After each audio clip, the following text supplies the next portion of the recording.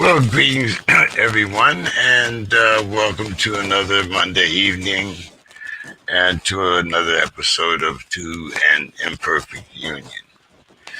Today, we're going to talk a little bit about vaccines, some of the misinformation, some of the things that we should be thinking about. Some of this things that are coming out of the CDC, misinformation, Fox News, whatever you have questions about, we have the doctor here in the house that will answer most of your questions, and I'm sure it will at least point you in the right direction if you have any questions afterwards. I have to make a little confession here. I did meet Dr. Reynolds Saturday on Our Black News, a show that I do with some gentlemen out of Minneapolis. So I do know a little bit about Dr. Reynolds, but I did do not know enough to butcher her first name. So without any hesitation here, I'm going to add Dr. Happy with this. Doctor, you want to give us a little bit of about your background? Sure, thanks. Can you hear me? Okay. You're kind of scratchy, but go ahead. Maybe it's us. Is that better?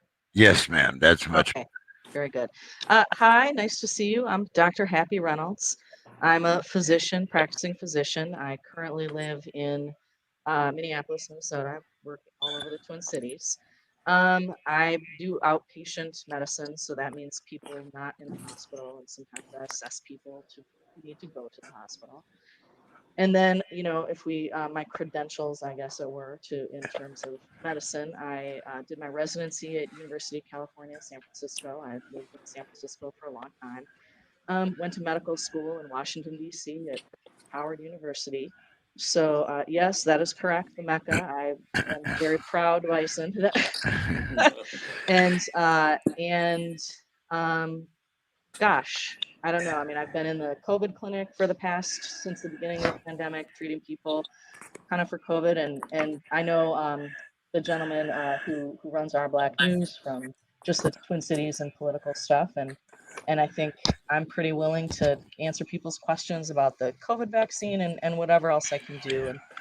And what else can I tell you? I mean, I'm someone I think just from the gift of having been trained at a historically Black university, and being obviously not Black at all, being able to sort of sometimes see how those intersections of I guess I would call them systemic incidental racism and how they play out with the COVID epidemic, and I think that's we're starting to have those conversations in medicine, and I think we're starting to have those conversations outside of medicine, which are good. We should have them. Now,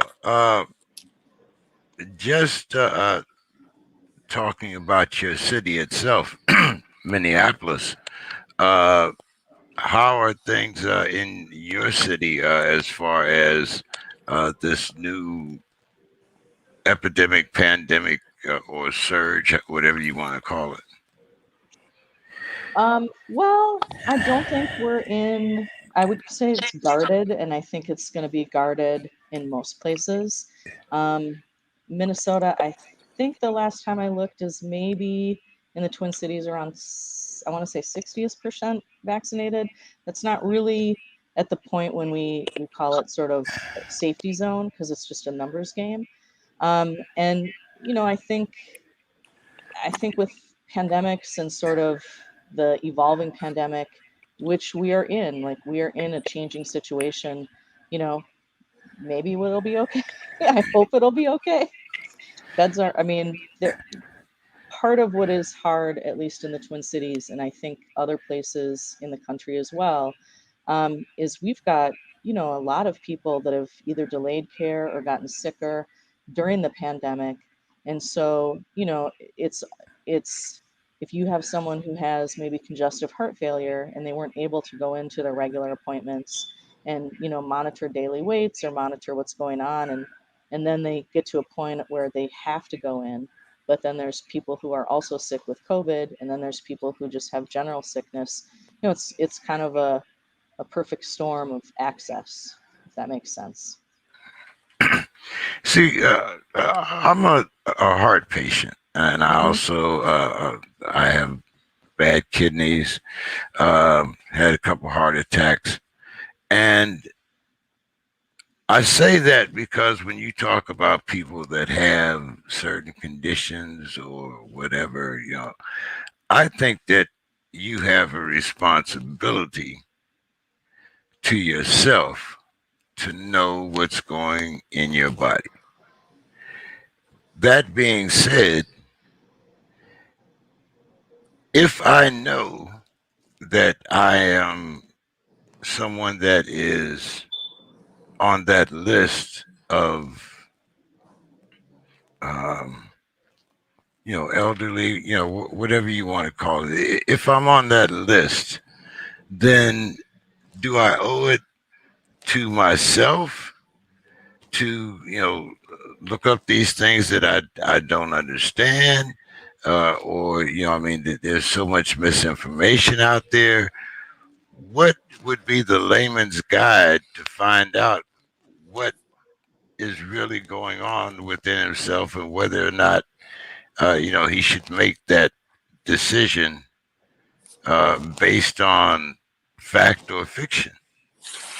In regards to COVID, or just in regards to sort of everything? Well, I'll do my best. right now we're talking about the vaccine, so Sure. I would put it in that context. Um, well, I although the CDC's guidance is often confusing, and I think there has been stuff that has made it confusing, and some of that is, um, I guess how I view it is, you know, not all of us do the same job, and we don't see the inside of what someone's job is if until you do that job. And so some of what's happened with the CDC is, we say one thing, things change, it's an evolving pandemic, then something else is said.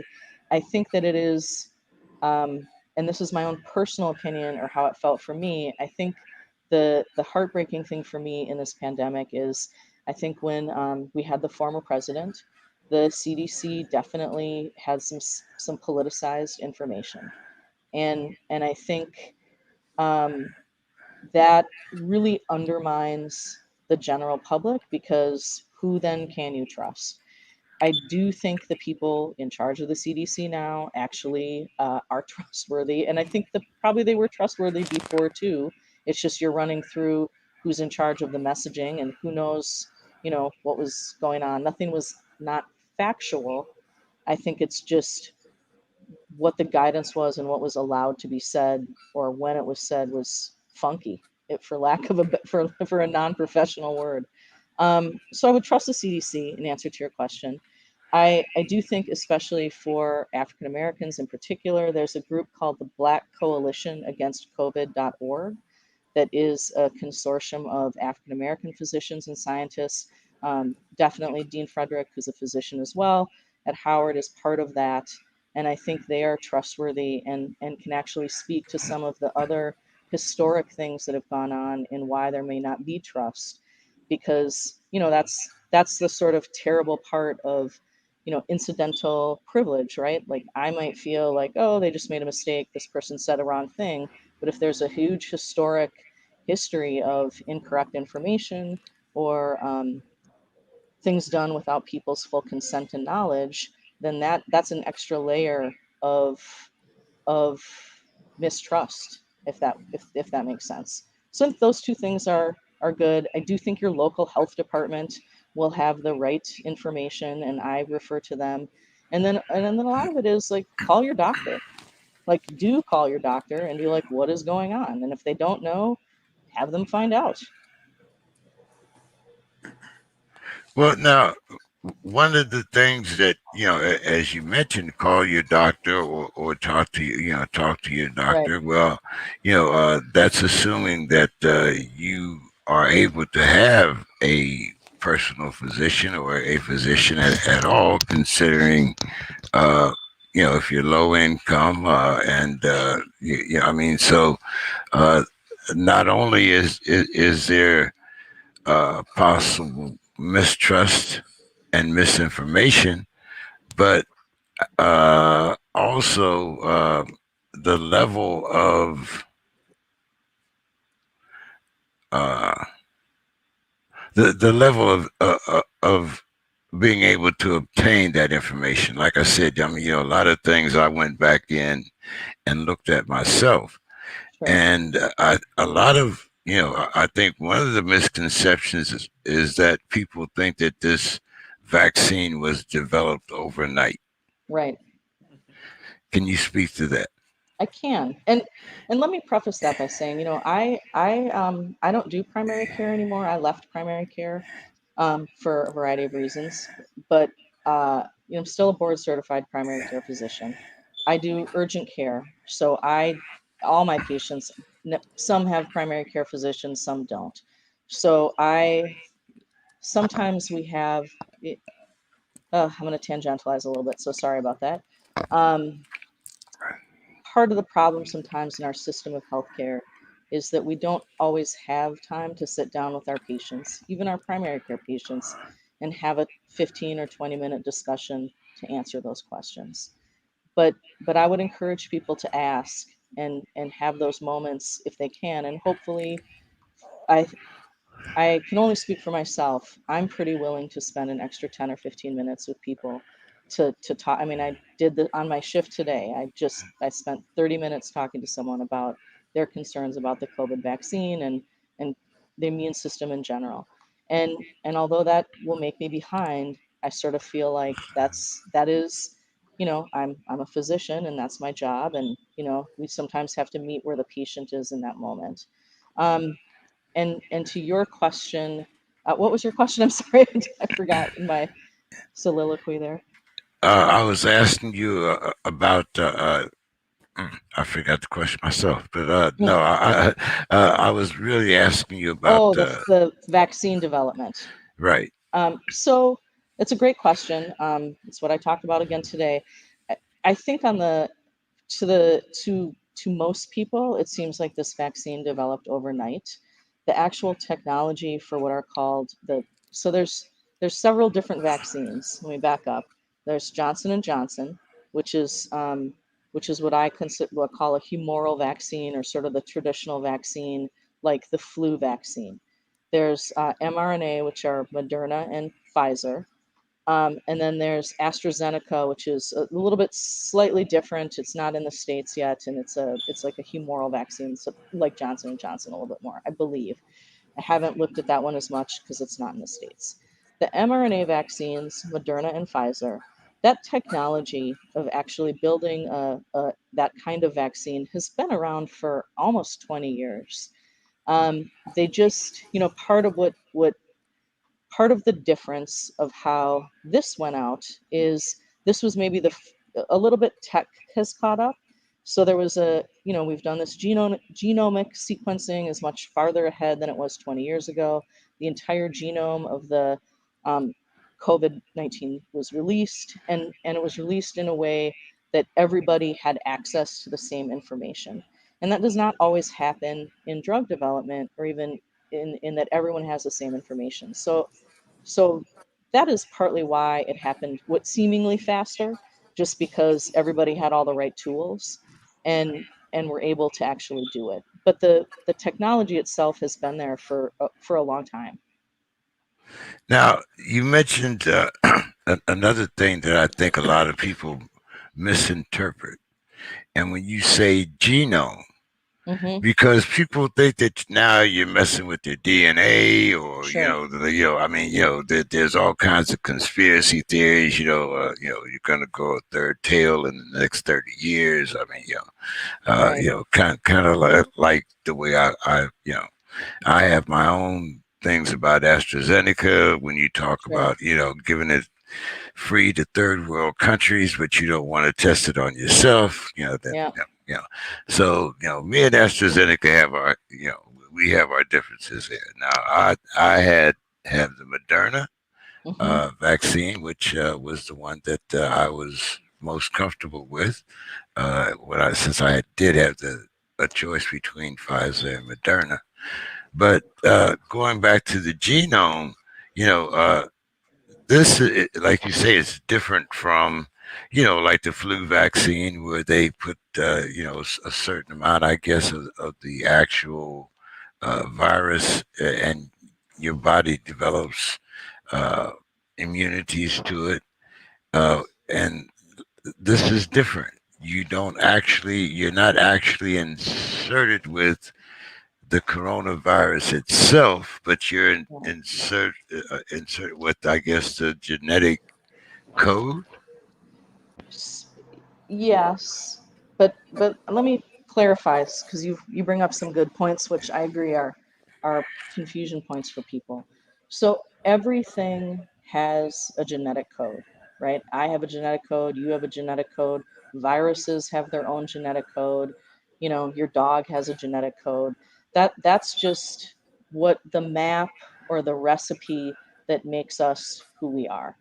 And so when we say things like the viral genome, those genes are unique to that virus. They aren't my genes, they're the virus's genes. And so when we have the code of it, we just have the map or the recipe of what makes that up or how it presents to the world, as it were. And so what the mRNA vaccines do, um, well, let me back up a little bit. So how how our immune system works, how I think about how our immune system works is, it's like a series of, how way back when people were still fighting with ships and we had castles along the seashore, and everybody called their army into the castles. Like that's Uh, how my I think. teenage years, yeah, I remember Yeah. that. Yeah. No, That's how I think about our immune system, right? It's like these series of castles, and then we have all these soldiers, which are immune system cells that like rush in and overload it because they're surveilling, because there's a threat on the horizon that they have to attack. And um, one of the you maybe have a scout and they recognize that threat and they're like, I know that dude. I'm going to call everybody. I'm going to get everyone to this castle because we see the threat is on that horizon. And that's really how just immunity works, right? It's just, we have scouts that recognize threats, and then the scouts call the army to kill everything that is the threat. And so the way we get there is really the difference between these kinds of vaccines. So with Johnson and Johnson or the flu vaccine, the way we get there, and I'm sorry, I'm going to switch metaphors a little bit, is sort of like, well, I can use the same metaphor. The way we get there with like a Johnson and Johnson or flu vaccine is like somebody shows up and there's a bunch of people there and they're all like, oh my god, I recognize that guy's hair, or I know I know that boots that they have on or their coat, and I'm going to remember that, and call everybody, and we're going to have a big, everyone will jump on it at once and different people will do everything. It's like the craziness of battle, and a bunch of people do a bunch of stuff and not everything's totally organized. It works, maybe it kills the threat, somebody remembers the next time, and that's just how that works. It's just messier. The way that mRNA vaccines work are kind of like, a surgical strike unit, or like the Navy SEALs or the Army Rangers, where they've done a lot of intel, and they go in secretly and they're trying to do it with as little fuss as possible. And the way that works on the genetic uh, level would be a small part of the virus's genome or code gets built onto what's called PEG, or polyethylene glycol. That commonly is Miralax. People would be familiar with Miralax. So, which is to use for constipation for people. So they take PEG because it just works well in terms of how to get into our cells, and they build the mRNA and sort of hang it on there, and then it's injected and it goes into our cells and it goes into our protein factories, and it makes essentially an antibody to that. Instead of having a giant battle with a bunch of people, it's just a surgical clean kind of strike, and the end result is the same, And I don't know, I mean, I think we have a tendency to sort of act like newer is better. I think it's certainly a little more controlled. And I know just my own bias is that I'm like, well, I like that it's got a higher, 96% potentially rate of preventing bad things from happening versus some of the other stuff. But they're just different ways to get to the same thing. And and the wonderful thing about having some different options is some people are allergic to polyethylene glycol, and so they can't take those vaccines. And so it's good if we have other options because we want to have as many options as possible. And then I think where the data has changed and the messaging has changed from when we first had the vaccine and it was sort of like, get this and then we won't ever get COVID. That's clearly not true because what do viruses do, right? Their job is to infect as many people and make as many copies as possible. So it mutated and it just got better at infecting us, which is its job. That's how they roll. Um, so, but what most of the virus or all of the vaccines that we have in the U.S. prevent doing is essentially the stuff that happens with our immune system when it kind of short circuits with COVID and causes, respiratory failure or the blood clots or the other things that were happening. And so that's really, the other part of this is I don't know that we should. I think I guess I would call it a hopeful. I think it was a hopeful thing that we would sort of do this and prevent it from happening. And now it's sort of, can we prevent the bad things from happening that are happening for people? If does that make sense? Did I sort of short circuit a little bit there? Well, I'm going to short circuit you on a couple more questions anyway, Go so ahead. don't feel bad. Uh, now, another thing that I think is a misconception is that people think that if you get the vaccine, is that you're never going to catch COVID. Right. Well, that's not how vaccines work. That's correct. A vaccine makes sure that if you happen to get this particular virus, it doesn't incapacitate you. It That's gives right. you an immunization against having the serious side effects, but it doesn't mean that you're not capable of catching, carrying, or spreading that particular virus. That is right. Now, is there a difference between immunization and vaccination? Not really.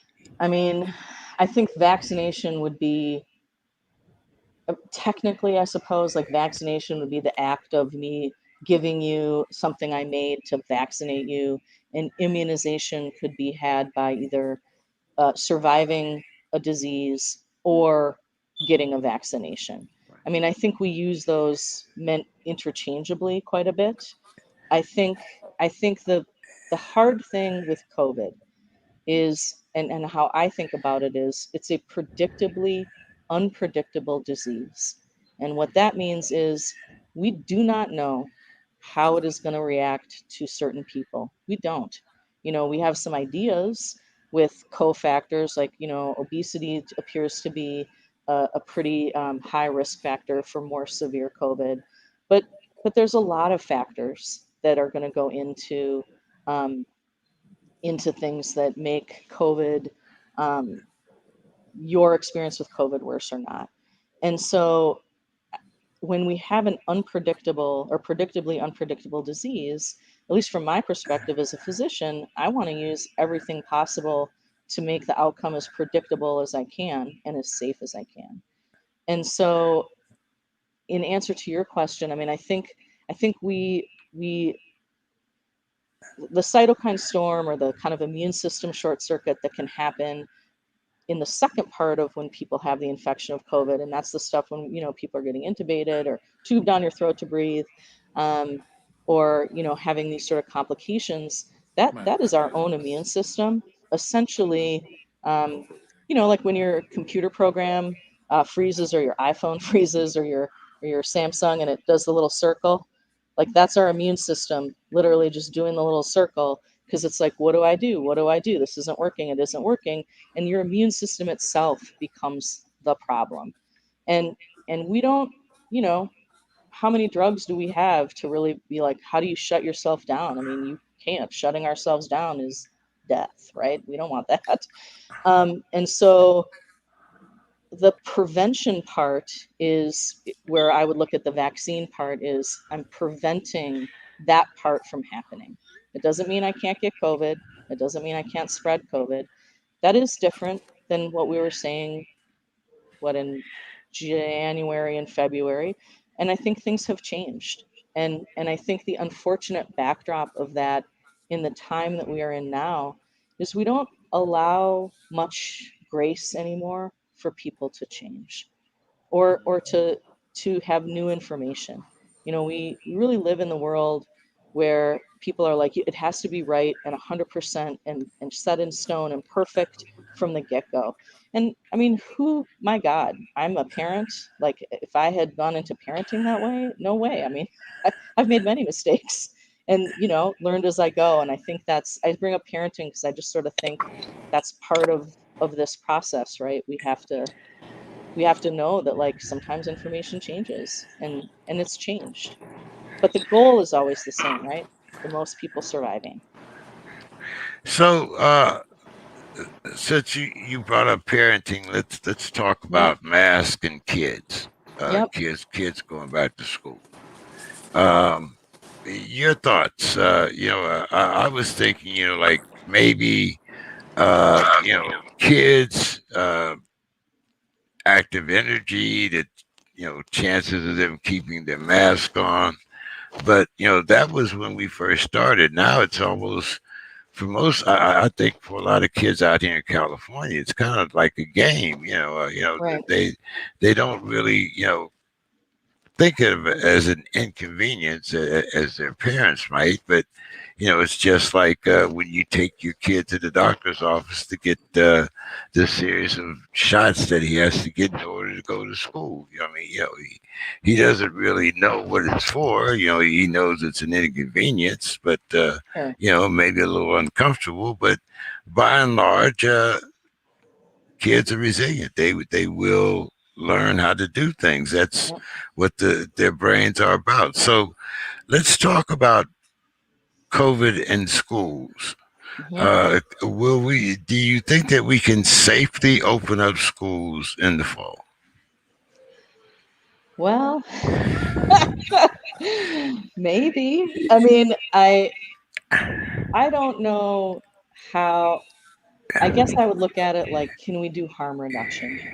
And I think there's so many factors there. We have people who have to go back to work and they can't afford to have someone watch their child. We know that we have kids that aren't going to get food or education, or they're going to drop off if they're not in school. How do we balance those needs? You know, and also just school itself and having that normalcy disrupted affects many children's mental health. And so I think the conundrum is, how do we do that? How do we meet that need in the backdrop of often poorly ventilated schools and a problem we had pre-COVID, which is not enough teachers sometimes, overcrowding in classes, you know. So I think that what I'm saying is that makes it hard. I think I think we're probably going to do it.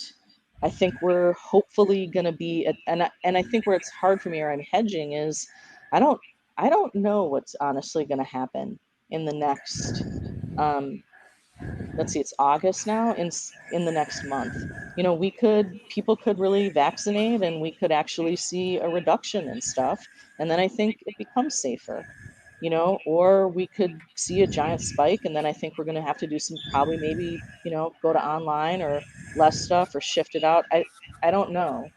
Um, I mean, I think, and we may get approval to vaccinate kids younger than 12. And I think if we are able to vaccinate kids under 12, that becomes a much different scenario. And I think the other answer to your question of why I'm saying, like, maybe I hope, is I don't know. Pre-Delta, kids were, less affected by COVID. I think probably that my own personal anecdotal idea is I think the way our immune system ages and grows, it doesn't every it doesn't view COVID necessarily as new to everything because as we develop our immune system, everything is new. So I don't know that it had to mount the same defense that maybe it would in me. Um, and we don't have that data, so that's really just me making a theory.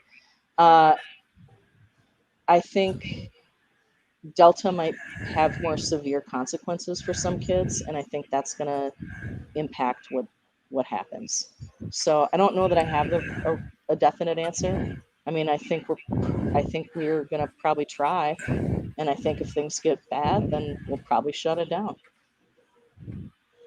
The reason why I brought that up is because they're saying that this Delta variant is as spreadable as measles. Yep, or chicken I, pox. yeah, chickenpox. And I remember, everybody, if one kid in class got chickenpox, every kid in the class got chickenpox. Yeah, It's not that bad now. I mean, but that was 40 years ago. So, uh, yep, have we made any advancement on cutting down on the virility of this virus, or is this is something that is new, like the Salk vaccine when I was a kid? right. Well, um, the latest, Pfizer is in talks with the FDA about recommending a booster that would potentially cover a little bit better for Delta. Um, we don't have the vaccine approved yet for kids 11 and under. And I think, the other piece of this is I don't know that we really know how many of those kids have maybe had COVID already and been okay. Are they going to get Delta then? We don't know. I mean, it's a risk. It's going to be a risk.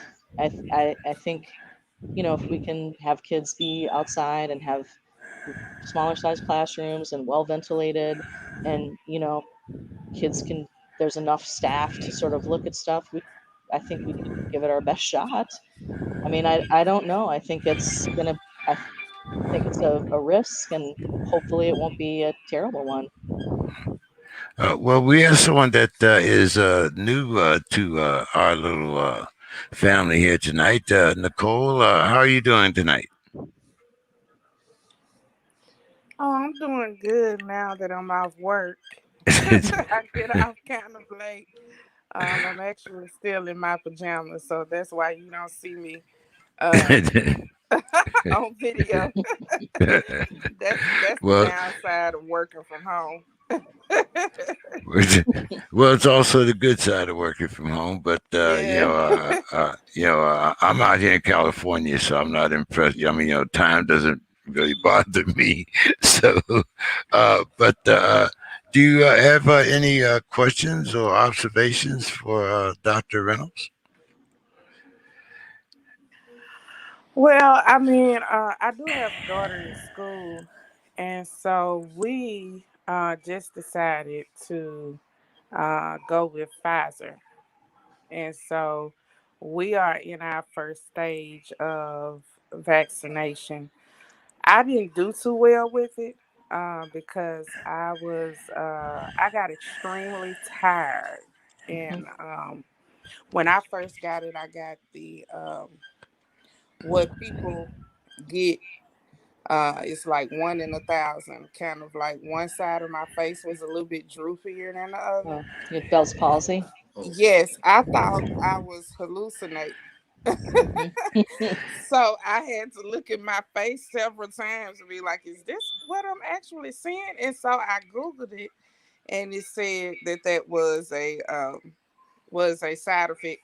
But it wasn't really bad. You had to look really, really close to see the difference. And it just went away, but I had the sore arm. I had the chills. Um, but the rest of my family was, they was looking at me like I was crazy. So Um,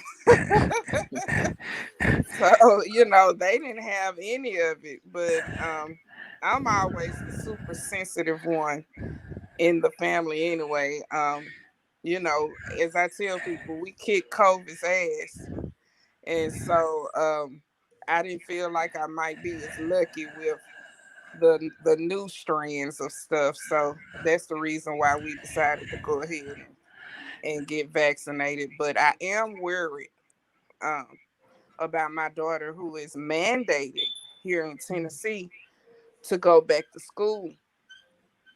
And I know that kids are not clean. Kids are just not clean. They're not constantly sanitizing. They're not constantly wiping anything. I mean, and that's just part of I mean, even teenagers, because my daughter is in 11th grade. She's a teenager. Teenagers are not clean. So, so We've all been there. yeah, exactly. So I just worry about her being mandated to go back to school Mhm. with all of this stuff going on, and I'm just a little worried. Yeah. I Mhm. mean, one of the things I think we don't pay enough attention to is um, COVID, really with viral load and being airborne and chicken pox and things like that. If even if schools are going to open windows or have good HVAC and good ventilation, and good airflow, it does reduce potentially the amount of kind of virus in the air. And that is really an occupational kind of medicine um, approach, or an occupational OSHA kind of approach, which I I don't I would hope we're doing. I think I know the Minnesota engineers with schools were looking at that quite a bit. Um, I do think I'm glad you got vaccinated. I think to your point of kind of side effects with the vaccine, at least anecdotally, what I saw, I had side effects as well to when I got Pfizer. Um, a lot of it is sort of a little bit like how I looked at what my COVID would have been like. I got tired and had chills and I got some headaches, but lots of people I see get, neurological symptoms with COVID.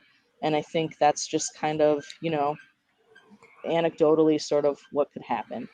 People with COVID also can get Bell's palsy, so that's certainly has happened as well. And it is one of the things we look at in terms of the vaccine, and I think that is again, the kind of public health balancing act, right?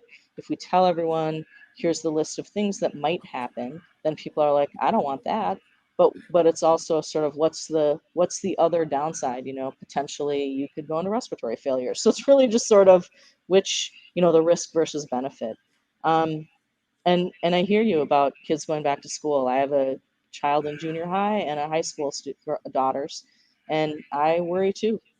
I think I personally, as a parent, struggle with that as well, because I would like them to go be with their peer group and have those experiences. And I think for me personally, I'll probably wait and see where it looks like in the community and where the vaccine levels are in the community, and how the school is and what the response is, and go from there.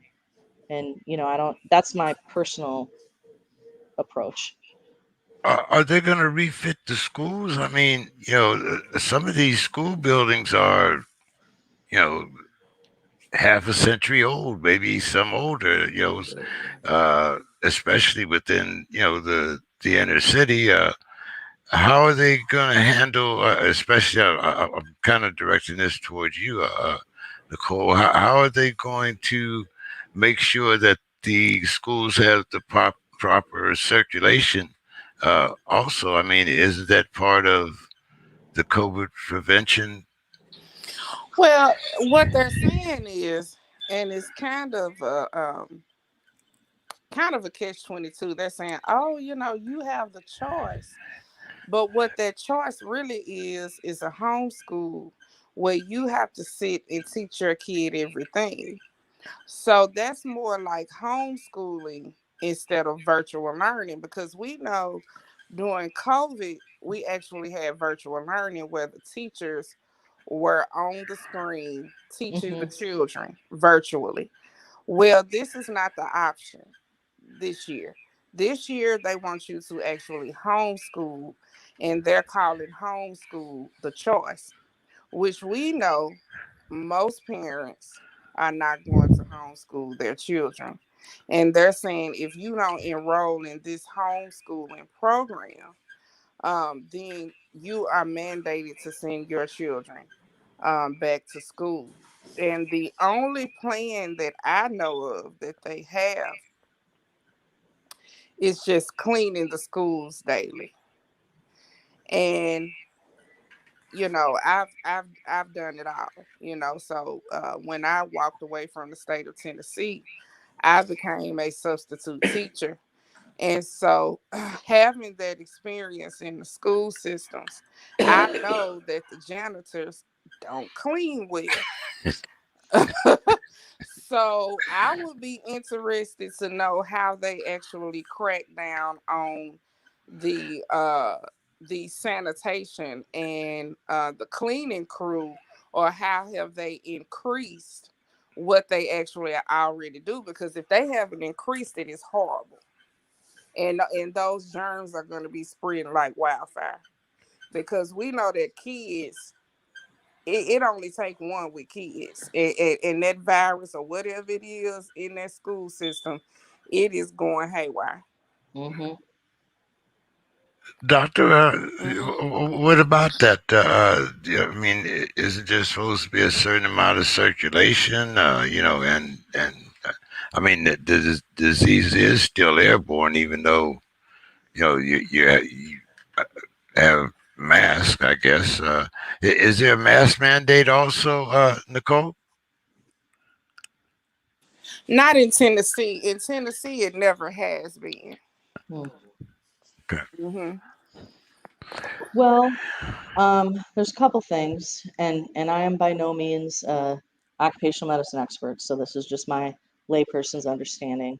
Um, some of it is just having enough airflow so you don't have like virus particles or droplet particles kind of hanging in the air. Tennessee's warm, so air is going to move more, but it would be sort of having enough ventilation so air's flowing, and you're not kind of walking through like if someone was coughing into a giant cloud.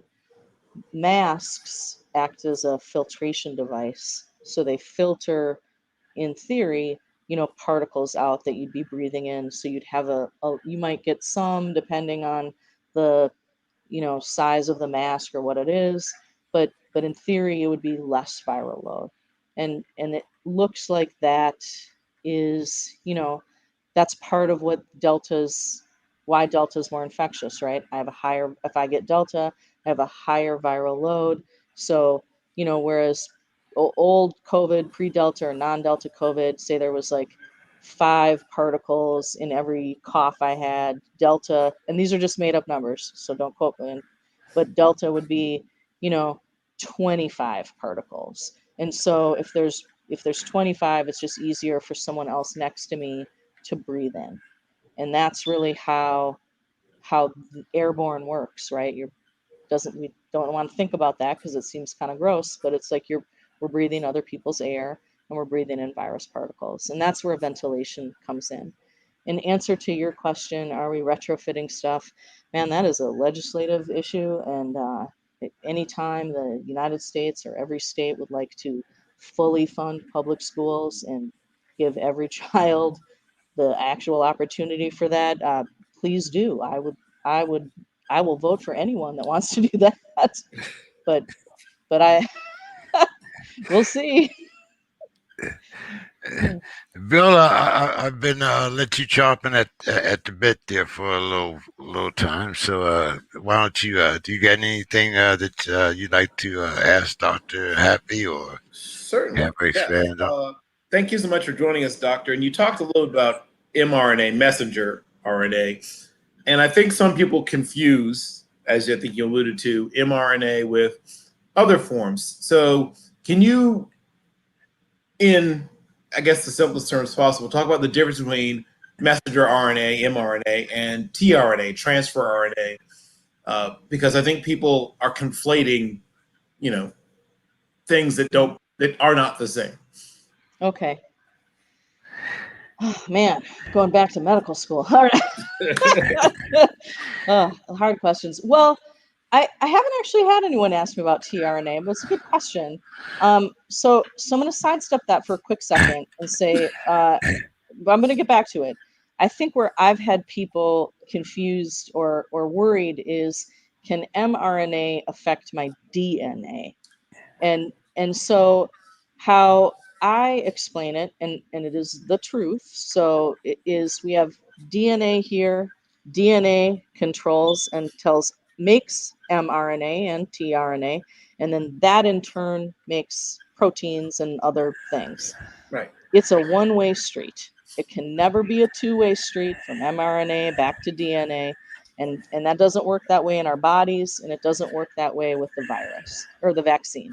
And so I think where people get confused, like, I'm going to take this, it's going to be in my body forever. No, it is not. That it essentially, the messenger RNA is really just exactly as you said, it's a messenger.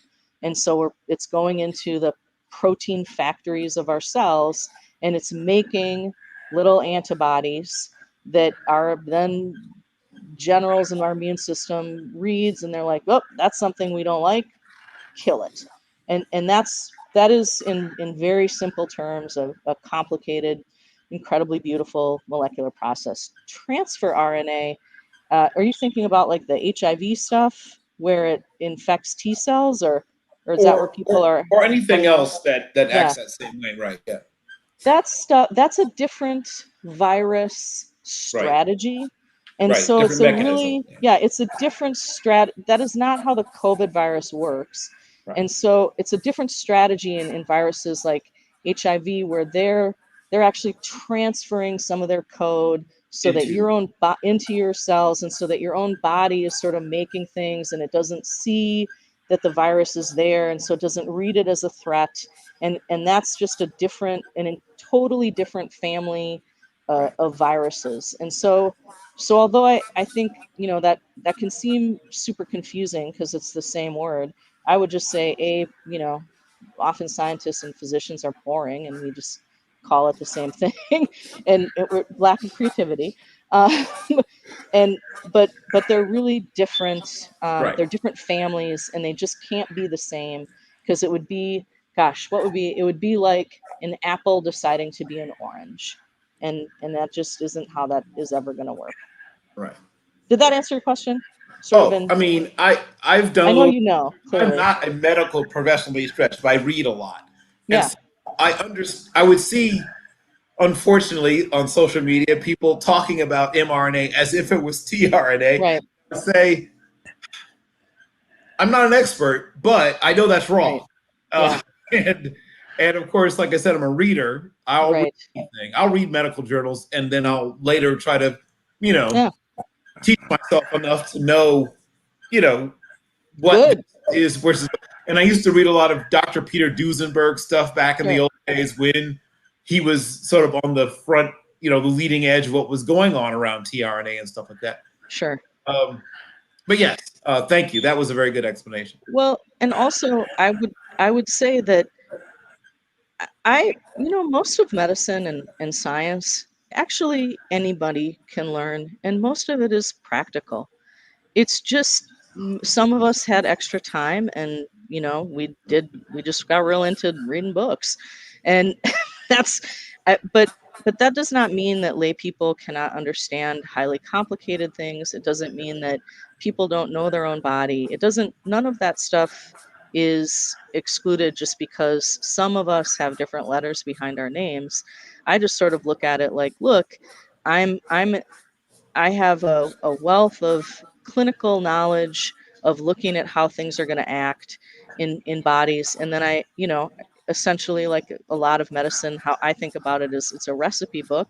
And I've read a lot of those recipes, and just like your grandma might have been able to make stuff from scratch, at one point she read the recipe and was reading it from a recipe. So I would just encourage people to read reputable scientific texts and papers Yes. like Yes. Nature. I'm trying to think what are some other great ones. JAMA, the Journal of American JAMA Medical Association. American Medical Association. Yeah, I had to think about that one. Very good one. Um, I think what happens is there is a lot of pseudoscience that says that has things like one of the main guys on YouTube, I forget, is like a veterinary guy that has a PhD in virology in Europe or something.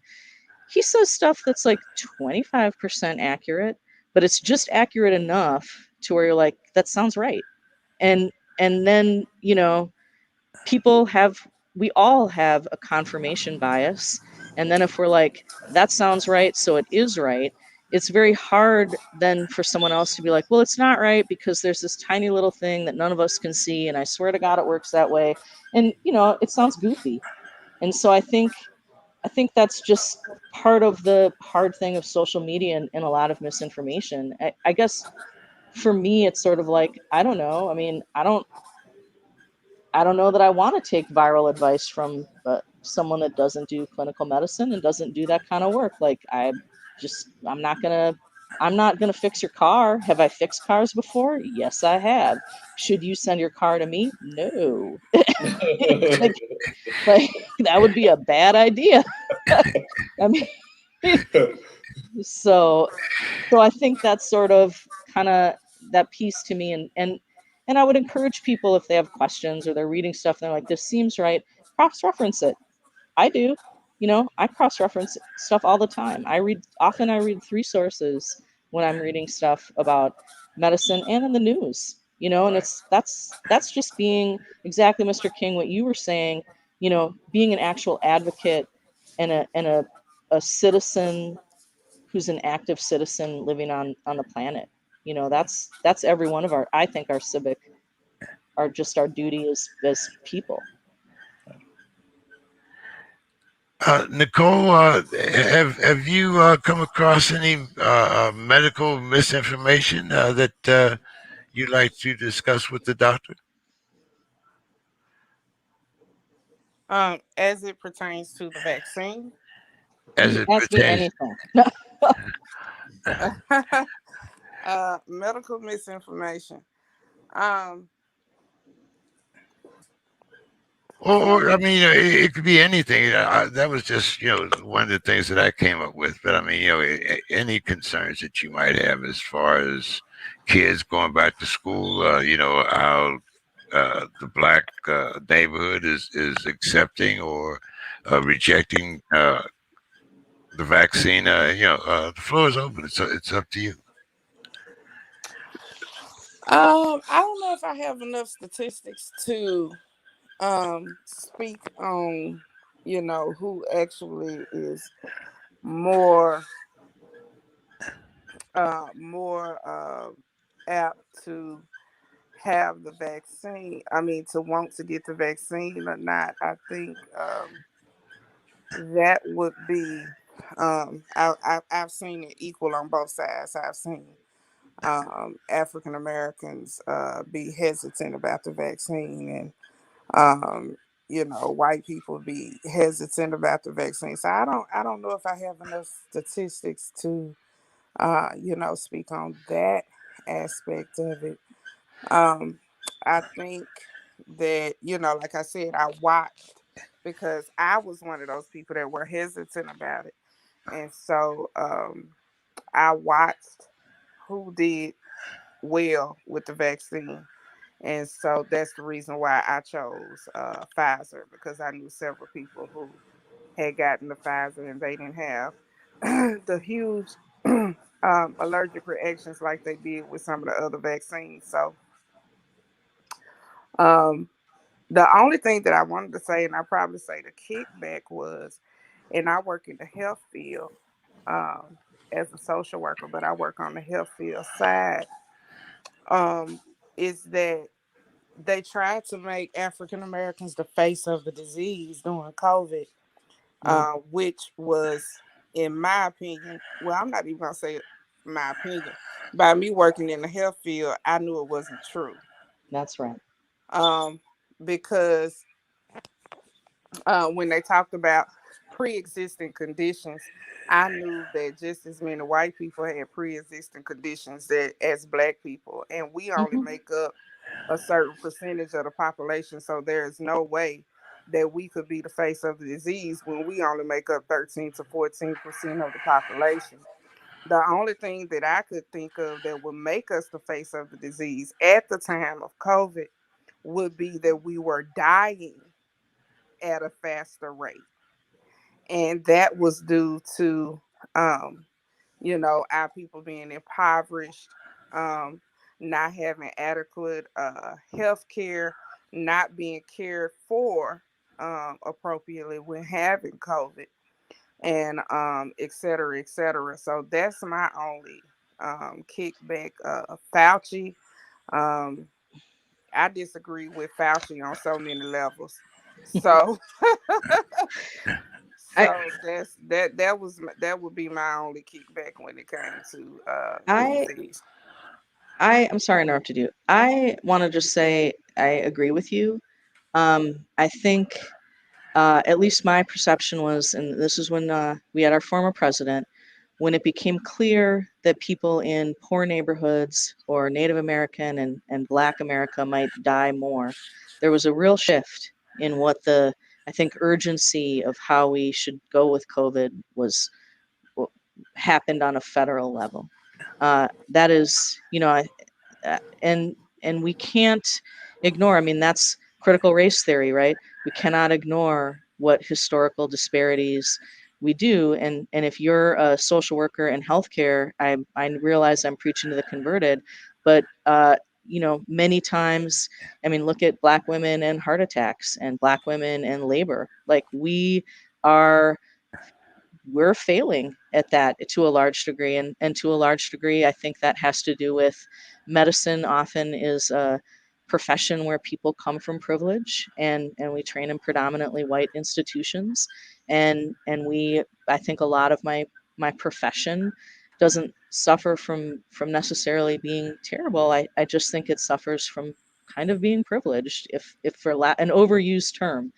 um, I will say, and I think I referenced this with Mr. King on the last show we were on, for myself as a white woman training in a historically Black university, I really it was an education within an education for me in being trusted by my patients at Howard Hospital, and then going to the General, which is predominantly Black and Samoan and Latino people, and not being trusted and being part of the other.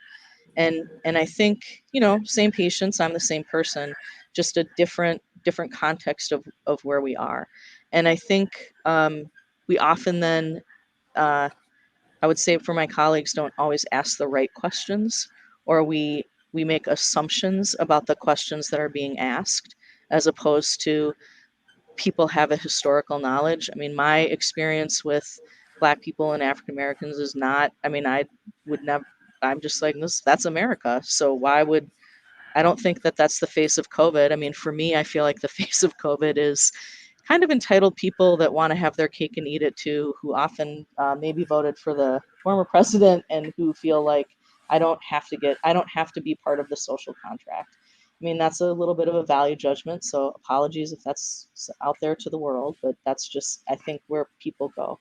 Um, I think you made a couple other points about sort of mistrust and sort of the way that it goes. I think often we approach African American healthcare as this way of like, I just have to sell it to you the right way, and then you'll do it. My experience in treating Black patients is people care deeply about their health and want excellent healthcare from excellent providers. And if we're not going to do that, or we're going to resist that, or feel like we can't communicate, that's really on people to figure out a better way to talk, if it and communicate. I think that's just my personal opinion. Um, I think if people are still hesitant, one option is, the most vaccinated group in this country right now are Native Americans, and some of what's come out of, I think I was reading a quote of someone where they were like, yeah, we've been here before, we are getting vaccinated. and that really resonated to me, because I think I was like, well, that's true. And also, like, different experience with our healthcare system, which is also pretty awful. But sorry, I didn't mean to overspeak you, but Well, we also kind of, the Native Americans, they relate to smallpox, and yeah, well, we tried to kill people for land. African Americans, we refer to the syphilis experiment. So, Yep.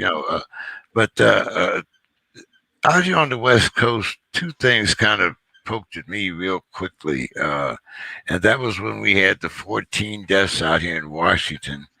It was called a hoax. Mm. And then in the beginning, it was said that this virus did not affect Black Americans. It wasn't a disease that particularly uh, had that much effect on us. But when you looked at the people that were susceptible to getting it, as Nicole said, we were 13% of the population, but we're 28% of the problem. Right. So, I mean, how I can mean, we separate out health right. disparities and people's, I think it's such a tangled mess. And I mean, to me, the indictment of COVID is the indictment of truly the real how we have allowed our fellow citizens to be treated and lived, and systemically, it's that just needs to end. I mean, that's, to me, I realize I'm preaching the converted there too, but that is, and to your point, one of the things that came out of COVID is many white people have Neanderthal DNA, which has a huge inflammatory response and was often killing people there. That's not really talked about, but it is very true. I know that because I'm Norwegian and German, and that's my people who have a lot of Neanderthal DNA. Right. The other point I did want to make is both Pfizer and Moderna did have a reasonable amount of African Americans in the original sample study in doing the research. I have not looked at Johnson and Johnson, so I can't speak to what they did. But that, in terms of medical research in general, I would hope people really start pushing for, because we actually do need people who are representative in the African American community, mixed people, Asian, Latino, Native American, women in general, to be a part of every single drug study or vaccine study, because one size does not fit all. And if we do not do that in our drug development and in our vaccine development, we don't know what happens. And then, as you, I think, brought up, Mr. King, I think that was you, Mr. King, with the ACE inhibitors and ARBs in African Americans, we have a problem with high blood pressure medication then. And so that is stuff that we should all be pushing for now. I will say both Moderna and Pfizer did do a pretty good job at being representative of all of those groups in their vaccine development. I'm going to go very stereotypical here. Yep, go for it. Okay. Is there any proof that cannabis can be infused into the side effects, or maybe to help reduce some of the side effects of the vaccine, or maybe is there any studies that shows that it might be once again, kind of being stereotypical here, is there any evidence that maybe the consumption might also inhibit any of the uh, effects of the vaccines? I don't know about inhibit. I would have to look up like what THC exactly does to the immune system. Like, turmeric and curcumin help to tone down interleukin 6, which is one of the immune system signalers that is responsible for inflammation. So I'm a real food is medicine person, and I will recommend people eat anti-inflammatory diets all the time. I think if there was any way and I don't know, I have to look it up, and I'm going to after this talk, if THC has an effect on the inflammatory pathway, that would be sort of the back end way that it would help.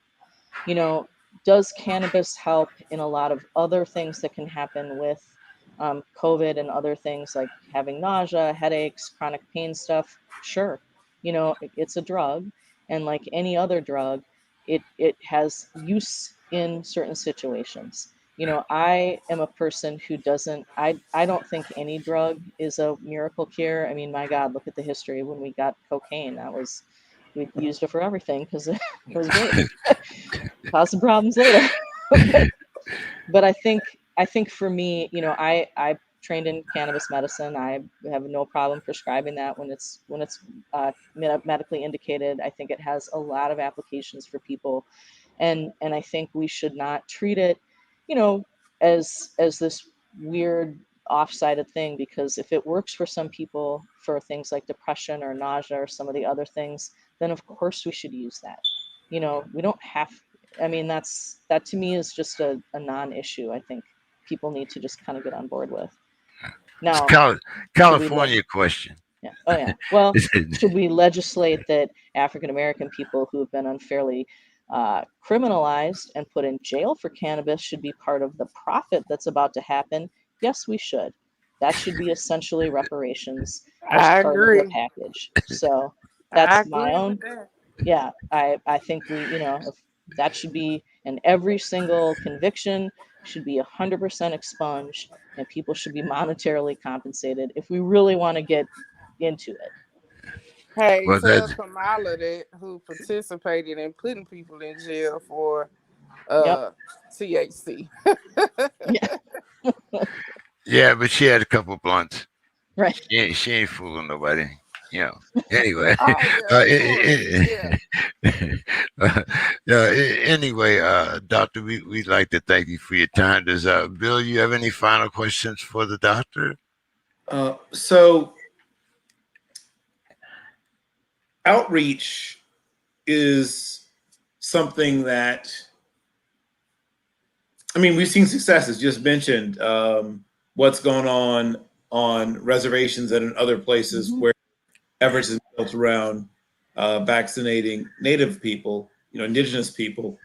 Are there any lessons that have been learned or could be learned from the successes that were there that can be made translated and transitioned to other populations that have not come close to reaching that same threshold of vaccination?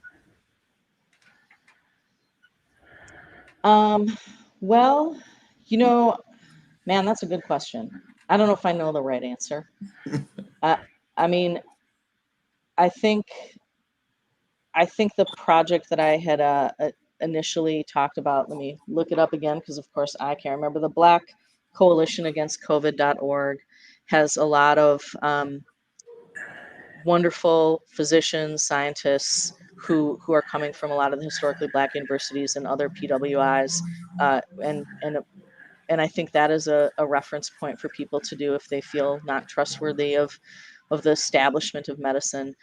I think the biggest thing to me is I I guess I would wish my profession would have come out and just said, I want you on the planet.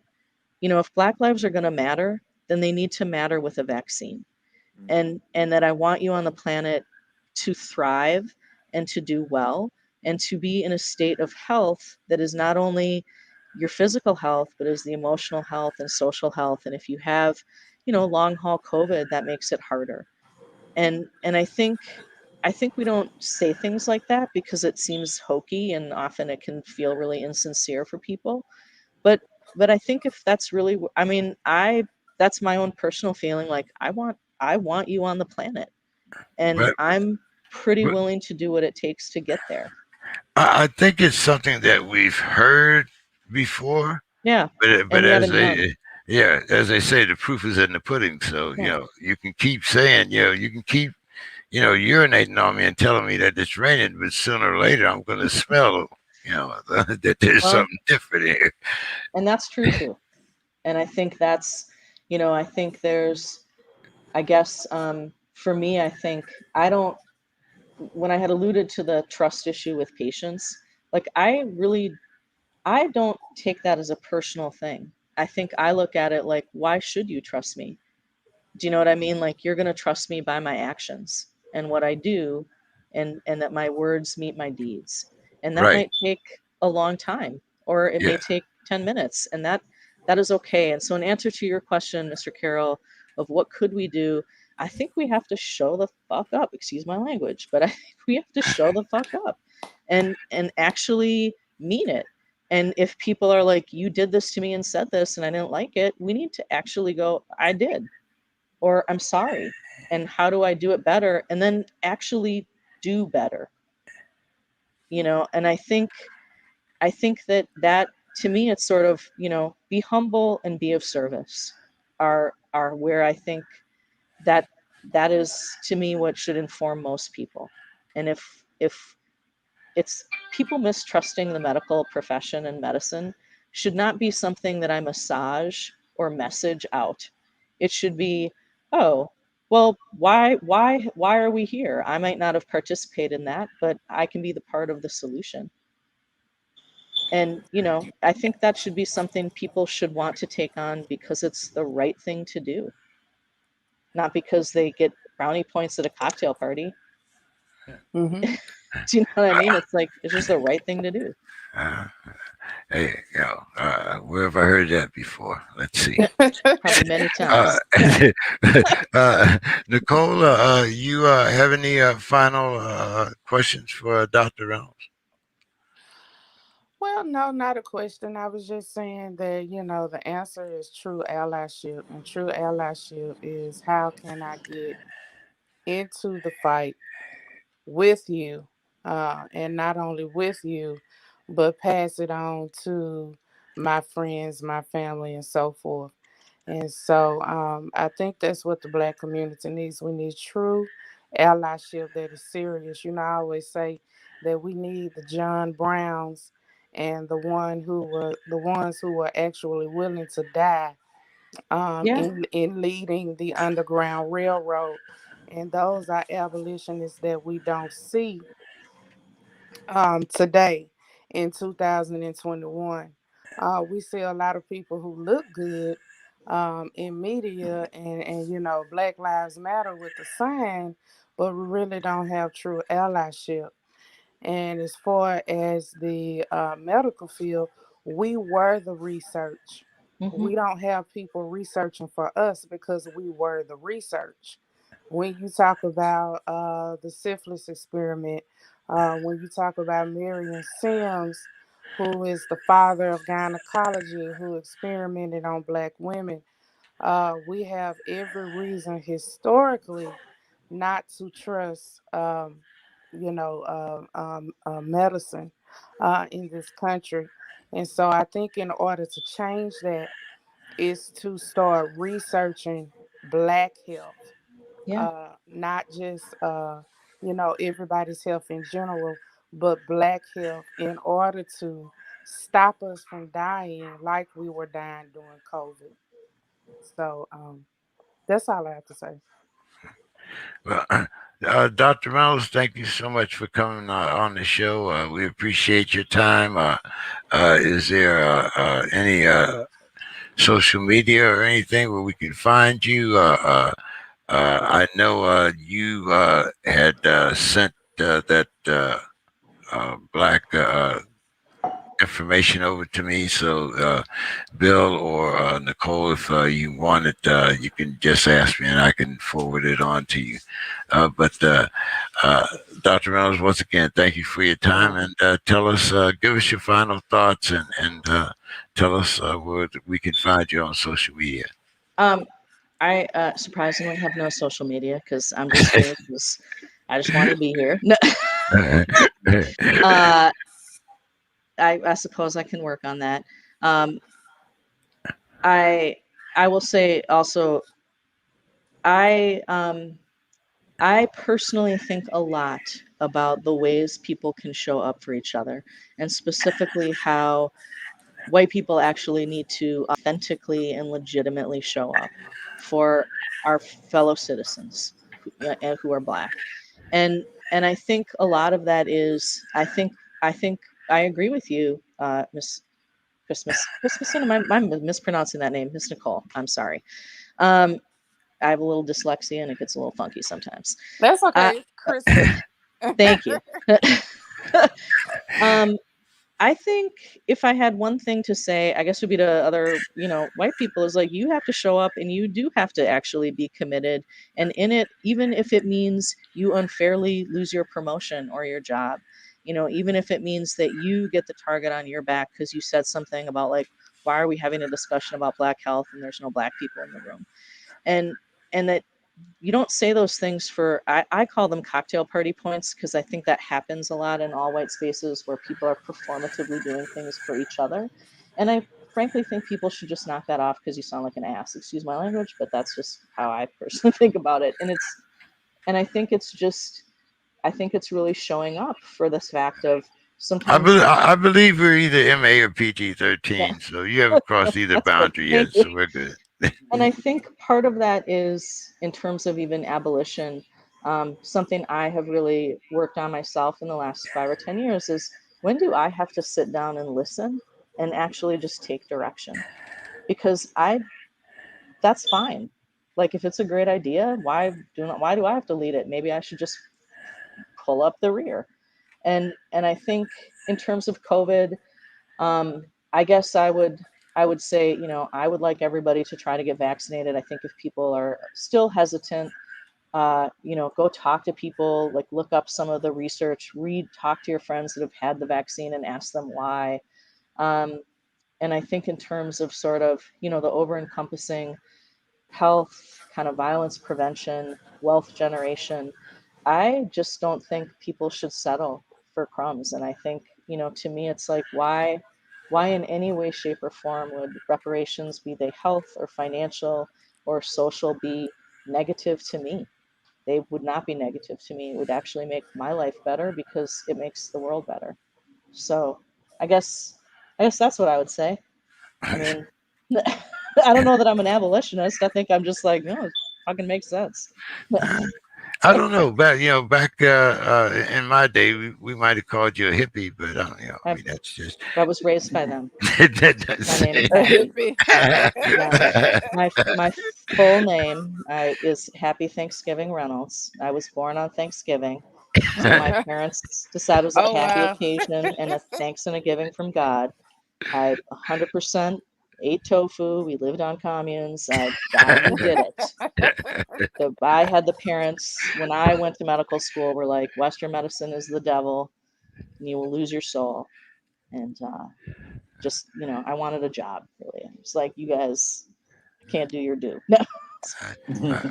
I might have been a little pissed if my family had decided to name me Fried Chicken. I don't That's know how I would have taken that. well, I mean, yeah. But, yeah. I have a younger brother named Josh, so there went that one. Thank you for having me on. And I really, if people have questions, I mean, I'm on Facebook, but I'm on Facebook and I mainly just yell about political stuff, so it's not, I don't know if it's that informative. Yeah, well, we do a lot of that on this show too. Yeah, So. and I really appreciate you having me on and giving me your time, and thank you to the other guests. And I think we can always do better, and we all do better when we all do better. And I think people say that and they don't mean it, and I sort of feel like, well, who has access to capital, and once we figure that out, then talk to me. Yeah. Well, thank you so much, Doctor. And you can stick around and hear the rest of the conversation, or we're Okay. kind of informal here. So, Nicole, you had mentioned some things to me about the Tennessee school system, and one of the things that you were talking about is CRT. And I have two versions of CRT, which one applied to me when I was in the prison system, which was critical race theory. And the one that a lot of schools are teaching, but they're calling it critical race theory, but I call it culturally reformed or culturally responsive teaching. So the first thing I'm going to ask you, Nicole, is have they taken Davy Crockett out of the history books at Tennessee? No. I think you already know the answer to that question. Well, the reason why I'm asking is because, like I said, culturally reformed versus critical race. So it seems like it's okay for us to keep the white heroes, but it's not okay for us to teach about slavery, which is two forms of culture, not necessarily critical race. The only where the race would come in is that you have a dominant ruling class, and then you have the bottom class, which was part of the original packaging for the three strikes law. Right. So, Hmm. uh, how do you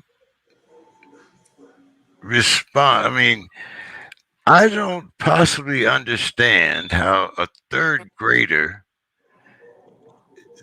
the most you can teach them is that, the Pilgrims and the Indians, the Native Americans had Thanksgiving together. You Hmm. can't tell them that the Pilgrims stole the land of the Native Americans afterwards. So, where does this kind of break off to you when it comes to education and the state of Tennessee? Well, what you're speaking of right now is what we call age appropriate discipline. I mean, age appropriate education.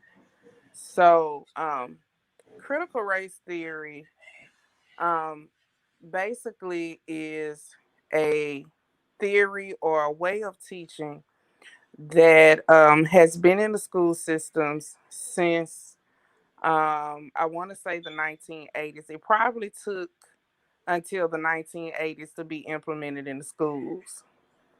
Um, it started in the 1970s um, in the writings of several American legal scholars, and those scholars were Derek Bell, Alan Freeland, Kimberly Crenshaw, Richard Delgado, Cheryl Harris, Charles Lawrence, um, Marie and Matsuda, Patricia Right. J. Williams, um, and so this theory was drawn from the thinkers such as Antonio Gramsci, Sojourner Truth, Frederick Douglass, W.E.B. Du Bois, as the Black Power, Chicano, and radical feminist movements from the 1960s and 70s. So, in other words, these are the people that actually started the theory. They push for this to be taught in the schools. And the way I like to break it down is you can you can't ban anything that wasn't already in existence. So people that say that it's never been in existence, I don't get that. You can't ban it if it have not been in existence. So the thing is just no one knew what it was called. No one knew it was called critical race theory until they said we're going to ban critical race theory, right? And so, a lot of people have the argument of whether or not Black history is even taught efficiently in the schools, and that is to be debated. But it is still in the textbooks. And so, what critical race theory does, to kind of paraphrase it, is to make students think critically about oppression in this country. And so, such as how can you talk about slavery if you don't talk about the government in which allows slavery to happen, right? The laws that enable slavery to happen. That is the systematic oppression. You cannot talk about Martin Luther King without talking about him leading the civil rights movement and leading, and going up against the policy of Jim Crow, right? So the Jim Crow and the slavery itself is oppression, which is critical race theory. And by the time a kid can color a picture of Martin Luther King and say Martin Luther King wanted everybody to love everybody. That's critical race theory for a first grader, right? Martin Luther King wanted everybody to love everybody. That's age appropriate education.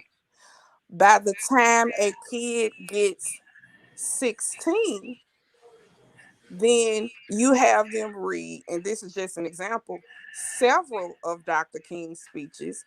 You look at what the civil rights movement stood for, and then you have a kid write a paper on how they feel and what Jim Crow is, et cetera, et cetera. That's the critical thinking part.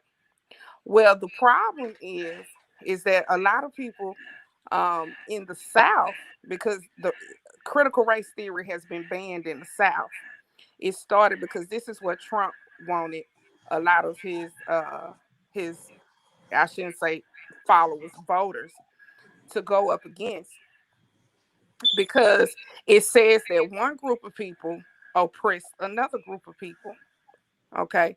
And so this is the ban. So they don't want this being taught because they're saying one group of people, we don't want it to look like one group of people, which are white supremacists, oppressed another group of people, just like you just said, Native Americans, African Americans in an oppressive state. So what they want to do is teach Martin Luther King the I Have a Dream speech without teaching the kids what Jim Crow actually stood for.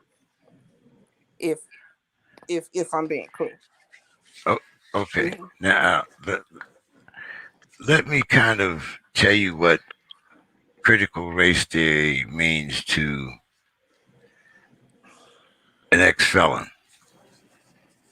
Um, and I think they passed the three strikes law.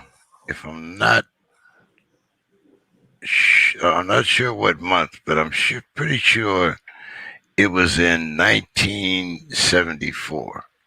Okay.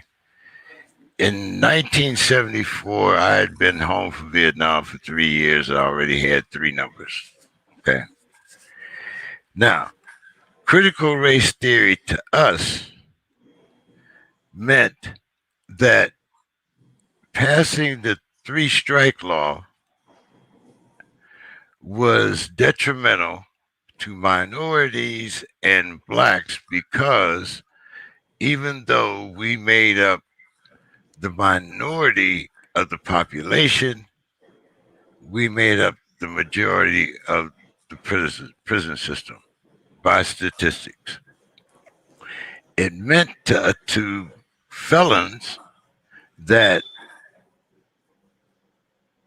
as a black or a minority, you were more likely to get a harsher prison sentence and do much more time than your white counterparts.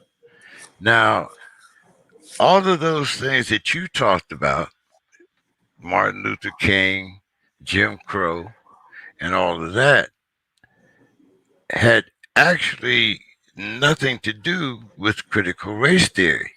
It had a lot to do with the way that we were taught in schools, which was culture, but that did not carry over into the courts, which was where critical race theory first began. So, when you mentioned Sojourner Truth and all that, once again, that was showing that we were more susceptible to harsher punishments. Now, I'm in most higher institutions, you don't get into critical race theory until you're at least an upperclassman. So I'm trying to think how you could break this down into an elementary level. And before I get to Brother Williams here, Bill, do you or Dr. Reynolds want to comment on that real quick? Well, I guess I'll say very briefly. I have worked in classrooms before as part of an arts partnership in the Chicago Public Schools, and we were working on what's called curriculum integration, and I won't bore everyone with the details of it, but there are lots of things that I noticed in my years as a person working with teachers, and then later in my time as an actual instructor in city colleges, and when I was a teaching assistant at the University of Illinois, that there has been a push to, I don't want to dumb down quite what I'm looking for, but to avoid things getting messy, right? Things getting sticky. And the C, right, in critical race theory is, we talked about critical thinking, breaking things down and looking into them deeply, right? A thorough exegesis of what actually is true versus a convenient and very often repeated lie. I think if you were to ask the average American what happened at the Alamo, they would give you something along the lines of this. So General Santa Anna was poised, to sweep through, and a group of plucky defenders, amongst them people like Jim Bowie and Davy Crockett, and found their way to the Alamo, an old Spanish mission building, and a few hundred of these brave souls held off 4,400 or so of Santa Anna's troops until finally they were overwhelmed and each one of them was slaughtered. But they bought enough time for Jim Travis and the other one, somebody else, to rally enough other defenders to later cut off Santa Anna's Sam Houston. Yeah, Sam Houston. To cut off Santa Anna's advance, and led to the eventual victory. Blah blah blah. There's no discussion of how pro-slavery people had poured money and weapons into Texas, and including some of the defenders of the Alamo, in order to try to make sure that Texas entered the Union eventually as a slave state, and a bunch of other things that no one ever talks about when they're teaching about the Alamo. When they talk about 1814 and Colonel Jackson, General Jackson taking a little trip down the mighty Mississippi and all that stuff, there's no discussion of their attempts to wipe out the resistance of Maroons who were hundreds, in some cases even thousands, of escaped slaves who had formed alliances with Creek and Seminole people, and had been causing problems, I guess you could say, because Florida at that point was not part of the United States. It was still nominally speaking, a Spanish territory.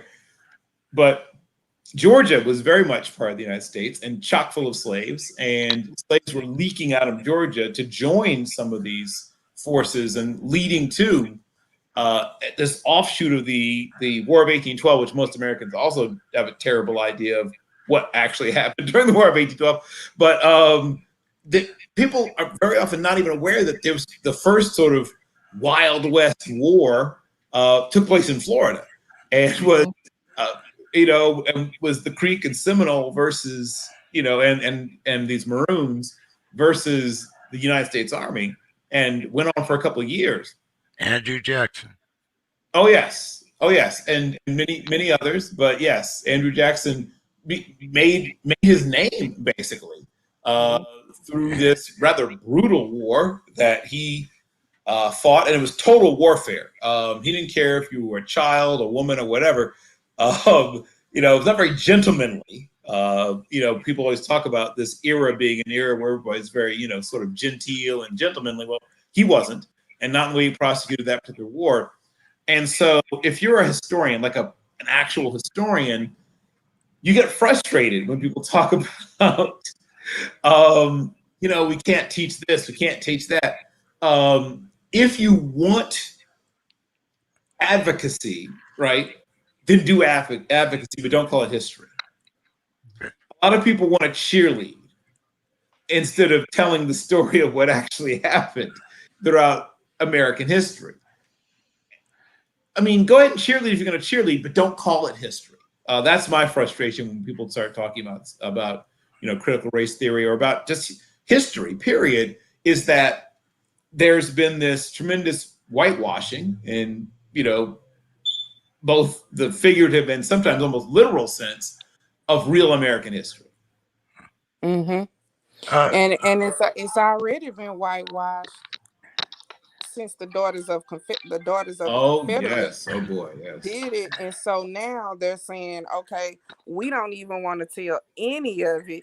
Now we just want to erase it, period, because you cannot teach one without the other. You cannot teach Martin Luther King without Jim Crow. You cannot teach Harriet Tubman without talking about slavery. Well, that was why I asked you: Are we are we still talking about Davy Crockett and people like that? Right. Dr. Reynolds, yeah, you look like you wanted to join in there. Go ahead. My understanding is the initial thing of CRT or critical race theory was actually the legal application and looking at sentencing and simply saying the base points of you cannot separate the experience and the social experience of being an African American with sentencing from the way we're sentencing. And I think that it has many applications, including one in my own profession of medicine, which I think we should be teaching to as well as history. I will say personally, I look at some of it is, that a few good men quote, like you can't handle the truth. And I think that is often where just white America sits, because it is a hard thing and a shitty optic if we really talk about the fact that we were willing to murder people, murder children, enslave people for economics because we wanted to make money. And it wasn't any real reason other than people wanted to get rich and they were willing to torture and maim and destroy people to get there. And I think I look at some of these things in my own head as, it's like families that might suffer terrible sexual abuse and then pretend that it never happened. And we look at the historical trauma in a family system that plays out with that, as opposed to what do we do when we actually face it? And maybe it wasn't people that were actually involved in it, but it was people who kind of knew but pretended it didn't happen. And I know that's tangentializing, so I'm sorry if I don't mean to derail it, but I think that that's part of where it gets really loaded for people is that, I am on unceded Dakota land. I sit right now on unceded Dakota land, and people who are my neighbors and Dakota, the people that settled when my people settled, we hung 39 of them because of the war, a grass war where we wanted the land. And we don't talk about that in Minnesota. We sort of do, but not really. And we don't talk about like, well, what does that mean? For me, I own a house on unceded land. Am I going to give that house back? Am I not going to give that house back? What does it mean in terms of the people that are still here? And I think I just say that because I think about it, and I think to me it's one of those things of what do we do when we have the root of American culture is African American culture. I mean, mac and cheese, and what do we do when we've done that, but we have failed to acknowledge and face what chattel slavery really means, how it's played out, and that it is bled into everything. And I think I don't know if that's what you were kind of getting at, Nicole, in terms of, we're not age appropriately teaching it, and when can we handle that? I think our kids know. And I think our kids our feel kids are smarter than we yeah. think. And I think our kids feel crazy because we pretend that it's not happening, because we don't know how to face that this happened. And we might not have been done it, but I certainly am one of the beneficiaries of that. And what does that mean? And what does it mean in how I act and how I conduct myself? I think that gets, Nicole, to your earlier point of white people actually having to have skin in the game. And that's not a performative apology skin. It's how do we thread a needle to where we all get to have the benefits? How do And we that, get in a fight? Yeah. yeah, and I think, I think right now there's that discussion, but I think a lot of the discussion is we'll take from you and then make it fair, as opposed to, well, why can't we just, make it so everybody actually participates in this? That's, all we're doing, I think, when we get into splitting hairs like that, is making people not want to do it. And I, like, again, I think that's the way to undermine movements, but that's just my own opinion on that. Right. White And white people have always had skin in the game. Unfortunately, it's been Yeah. ours. Yes. Yeah, that's true. Uh, uh, There's no brother, lies. Yeah. Brother Williams, I'm not one to really pull a lot of punches, so you want to jump in here and I mean, do we actually teach critical race theory in schools here in California? I don't think so, and I'm gonna say this because, and I want to kind of just go back to something I would say in regards to the children. I believe that yes, they are smart in regards to recognizing things are being suppressed. But when you talk about breaking down critical race theory, you talk about just teaching things from the perspective of true history as it relates to the entire story, not a perspective that you want to project for the safety, quote unquote, the safety, or to make sure that the American status quo continues down a certain path.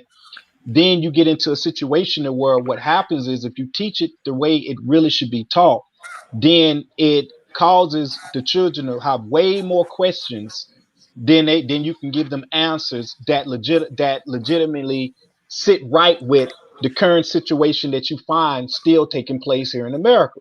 We can even go back to what happened a couple of weeks ago with Maxine Waters uh, pulling out the fact that you had right there in Compton, California, you had this basic sheriff department secret society operating that has been operating for decades, to where they have basically been assassinating and killing people and celebrating behind it.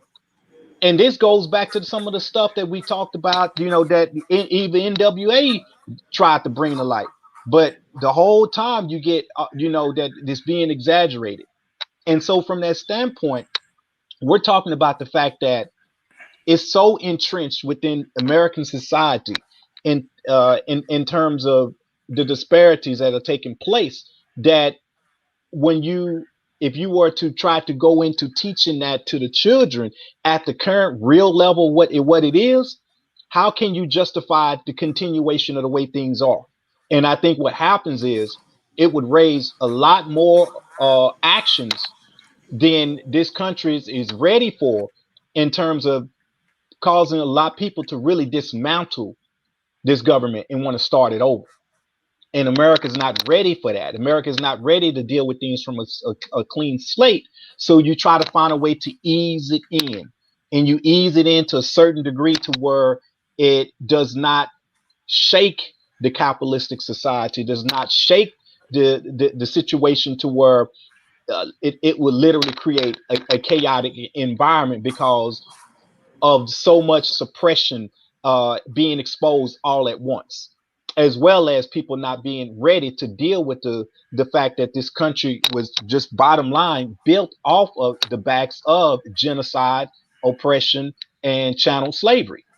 And so when you talk about the fact that a great majority of the corporations that are in the Fortune 500 benefited, in the past, benefited from chattel slavery, benefited from that, and continue to benefit from having that advanced gain as a result of what's going on, as well as what you find within the prison systems.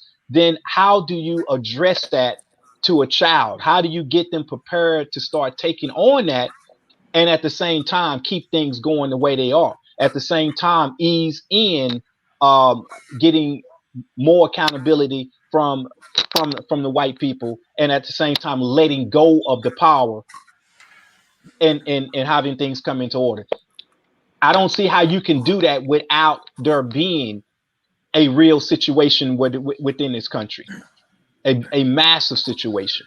And I'm not saying that to cover it up. I'm saying it because if you look at it from their perspective, the one that is in power, how can they expect if the shoe was on the other foot that we wouldn't do the same thing? So much destruction, so much, again, so much hatred and so much destruction has been done to put America in its current position. How do you recover from that if you're going to go about it the completely righteous way and just say, hey, what was wrong was wrong. What is continued to being done systematically and systemically is wrong. Let's just completely stop it right now. So much of this industry, of the capitalistic industry, is based upon these consistent level of gains that are happening as a result of that. The entire justice system is literally built around modern day slavery. So from that standpoint, how do you undo that? How do you undo the Justice Department? How do you dismantle the Fortune 500 companies? How do you erode and break all of that down and still expect this country to continue and not be at a position to where it is very, very vulnerable to the other world powers coming in and taking it over? So I like to look at it from that side, not Okay. justifying it, just saying, hey, it is a big deal that we're talking about. It needs to happen. Obviously, these things need to happen, but how? If but do what I'm pointing at is the reality of the fact that it is not as simple as just letting go. It is too much at stake. This country is built on blood. It is too much at stake to think it's going to just simply be corrected without the country falling. Nicole, Right. No, no, I totally agree with Mr. Robert Williams. Um, I'm with you Brother that. Williams, he's the chairman of the Black Panther Party here in San Diego. Oh, okay, okay. Well, nice to meet you. All right. Um, I totally agree. But just for clarification for the listeners, whoever's listening, I want to kind of go back a little bit because I know uh, Mr. James, you was talking about what critical race theory meant to you, and you was coming more from a criminal justice perspective, right? Yes, ma'am. I and that's the side that you were talking about is critical race theory. The side that I was talking about is critical race theory is what's being taught on the educational side. So I think that both of us are talking about two different things. The type of critical race theory that I'm talking about is what was already being taught in the schools since the 70s and 80s. And so, what was already being taught in the schools was what was called critical race theory, but no one just knew what it was called. And so, when you get into the depth of it, when you talk about whether or not it was effective or whether or not they was actually teaching critical race theory effectively, now I think that is to be debatable because most likely you're right. It has not been taught effectively in the schools because you have too many people, too many different people teaching it. You don't know which way uh, uh, which perspective they are teaching, so on and so on. But I will say this: you cannot ban something that is not in existence. So I just wanted to clear that up. And so, by in the state of Tennessee right now, it has recently been banned here. And what that means is, and I want to read the definition of it. Um, Basically, it says that schools cannot teach that one race or sex is inherently superior to another. They also cannot teach that a person, by virtue of their race or sex, is inherently privileged, racist, sexist, or oppressive, whether consciously or subconsciously. And so, if this is taught in the schools can be fined $1 million. And then, if they find it to be done again, then they're going to continue to find the state is going to continue to find the schools. And of course, what's going to come next. That teacher is going to be fired. Okay, because if the school has to pay $1 million, they're going to probably automatically fire that teacher.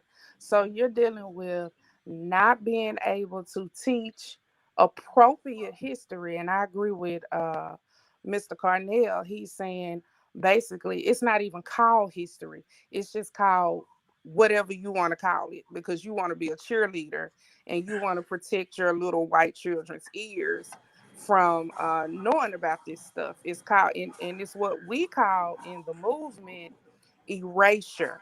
We call it erasure.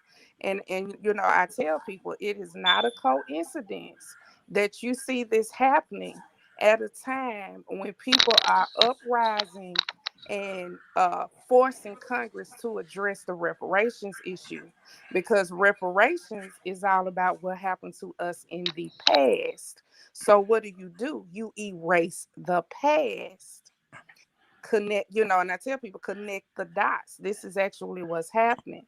And so, but this is here in Tennessee, um, Governor Bill Lee, and he did it without the consent of the parents, because contrary to popular belief, a lot of the white parents were just as against this ban as the black parents. I was at the school board meetings. I am a member of a parent advocacy group here. And so there was just as many white parents at that school board meeting against critical race theory as it was black parents. They did this without the consent of the parents. They was against it, and the next day it was passed by legislator. Uh, and so this is how it went down. And once again, I can teach MLK. I can teach his I have a dream speech, but I cannot tell you why he is the civil rights leader, which is because of the laws down south called Jim Crow. I cannot teach you about Sojourner Truth and Harriet Tubman without talking about slavery. I cannot teach you about the feminist movement, because the feminist movement says that women were oppressed in a manner by men. So this is the educational side of it. So that's all I want. I just wanted to clarify for the listeners, in other words. See, Bill, this was my original argument. Is that just like Nicole was saying, you can't ban something that's never been taught. And it was my assumption that since you never taught critical race theory, how can you ban it because it's not taught in K through 12? And not even really taught to undergraduates for the most part. Yeah. Well, I have to disagree with that, because I did learn about Jim Crow in the South in school. And I learned what Jim Crow was. And when you pick up the textbooks and you see the signs during Jim Crow that says whites only, water fountain, or no color allowed here, see, that's critical race theory. Because what you're doing is you're showing kids how black people were oppressed in the South. And I did learn that in the textbooks. I did learn that Abraham Lincoln freed the slaves through policy. See, that's critical race theory. That's systematic oppression.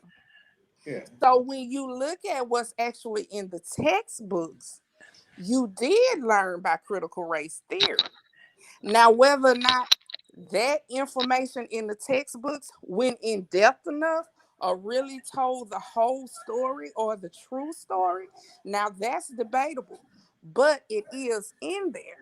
But you've got to keep it in there in order to continue the argument that you need to put more in there.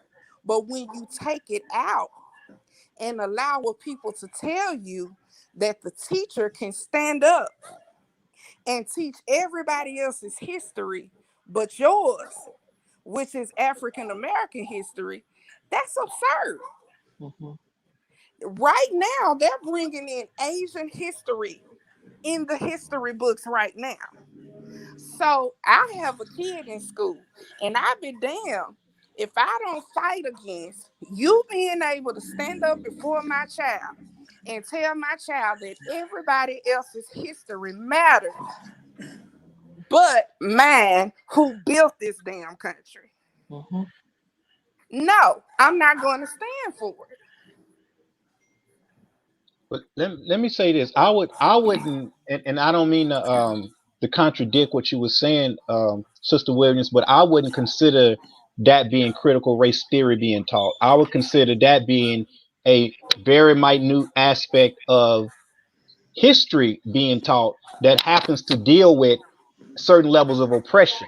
But to say critical race theory is basically addressing the history from the perspective of recognizing that it was based upon getting ahead, based upon creating a system discreetly built around the oppression. And that is not how it's being promoted, projected, or even seeped in there from that perspective. Like, for But instance, I grew up in the South, and I remember learning Texas history and some of those subjects in school. And I remember a paragraph on Jim Crow. I don't recall there being a question on the quiz about Jim Crow, but yes, it was in the textbook. So, mind you, if the students wanted to pay attention and actually read the textbook and go deeper into that, they would have a better picture. But going into the curriculum, mind you, the textbook has some of the information. But when they go to the quiz you on what you have retained, then that's when more and more of our aspects that has to do with the suppression of what we are gets watered down, because that's how you get a person. You can put it in the textbook, you can glance it over, but then when you require that they retain that information, is that actually being part of the tests and quizzes that the children are responsible for in Now learning? see, now see, that would be getting into who's actually teaching it, the assignments on that particular section of the book. So you're going to have some teachers that are going to be prejudiced and they're not going to teach it correctly. And then you're going to have some teachers that are going to go strictly by what they are supposed to do according to the curriculum. Now, how you would address the critical race theory comes into play when they read that textbook about Jim Crow and what actually happened in the South, and they write a paper saying what they feel about that particular issue.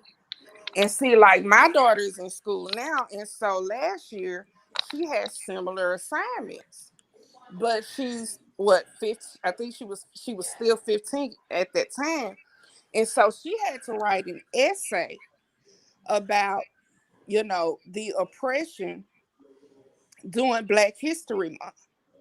Okay, so that comes into play on how it's taught, how kids are taught to think about these issues that concerning our history. So that goes. It's not like a one hitter quitter on how it's taught. It's just who's teaching it and how are they teaching it and how are you making kids think. That's why it's called critical race theory, critical thinking. yeah, How do you feel about what happened in the South? You know, and then it was left up to teachers on whether or not they wanted to go more in depth about how did white people benefit from slavery? In what ways did they benefit from slavery? How rich did they get? Was the civil rights movement really about the slaves, or was it really about money? See, that's how it's taught. And so, but the thing about it is, I feel like, you know, we can fight against the school system on teaching it better to our children as taxpayers. But the one thing that we do not need to do is to allow them to just take it out without a fight, because you got to think about your children, your nieces, your nephews, your grandchildren.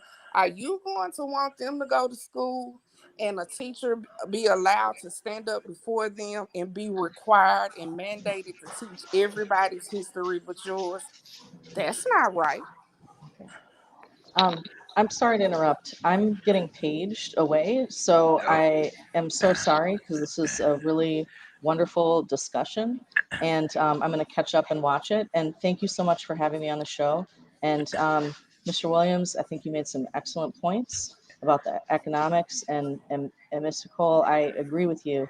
And as a parent, I think we have to face this, and we do have to ask the question, I think, of how do we change the system, and are we willing to? And I think uh,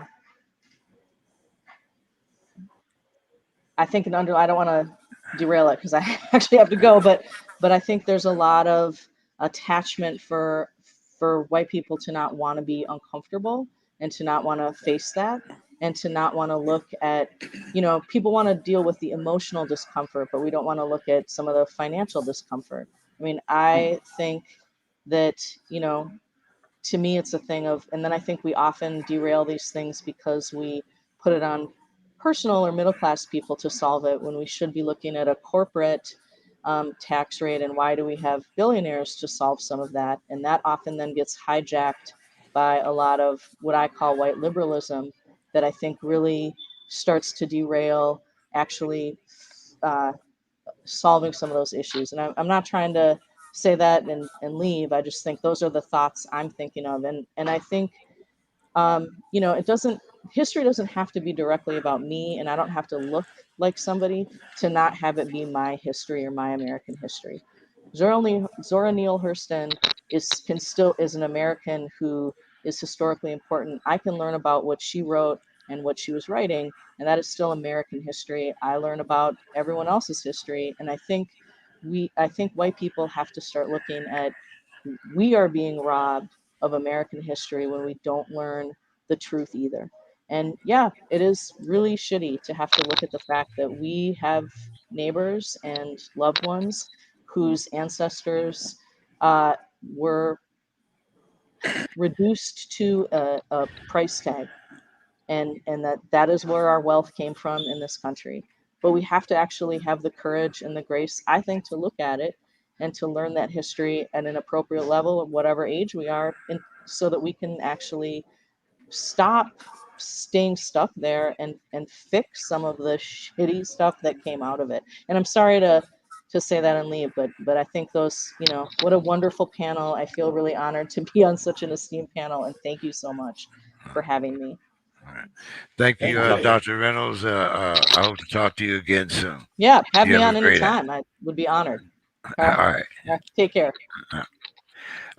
Bill, I think we're to you here. You have some thoughts on the things that we've been talking about the last 15, 20 minutes here? By the way, Nicole, you'll find out that I'm notorious about going overtime. But once I get to talking about a subject, it's not a matter of time; it's a matter of information. So go ahead, Bill. No problem. Many times we've been taught the proverb, or at least some of us have been taught the proverb about the tree with very shallow roots to just run along the surface and not go very deep. And when the storm comes, that tree gets toppled over. While a tree that might not look all that impressive, but has deep, deep roots, survives all the storms. The reason, amongst the reasons that history is important, one, because, if you're teaching the truth, then the discussions and disagreements we have are now based in truth as opposed to propaganda. What an exciting concept. But if you aren't rooted, right? If you don't have an understanding of how you got here, then you are not rooted. It's that, hey, why is so and so doing this? Why is so and so do that? Why is Pookie standing outside the liquor store all day long? All of these things tie back to that sense of rootlessness, right? Not understanding where you are and how you got there makes you susceptible to fall for a whole lot of foolishness. So, you mentioned your experience coming back from Vietnam, and right around that same time, I sort of thought of him as an uncle, but he actually was just a much older cousin, Albert,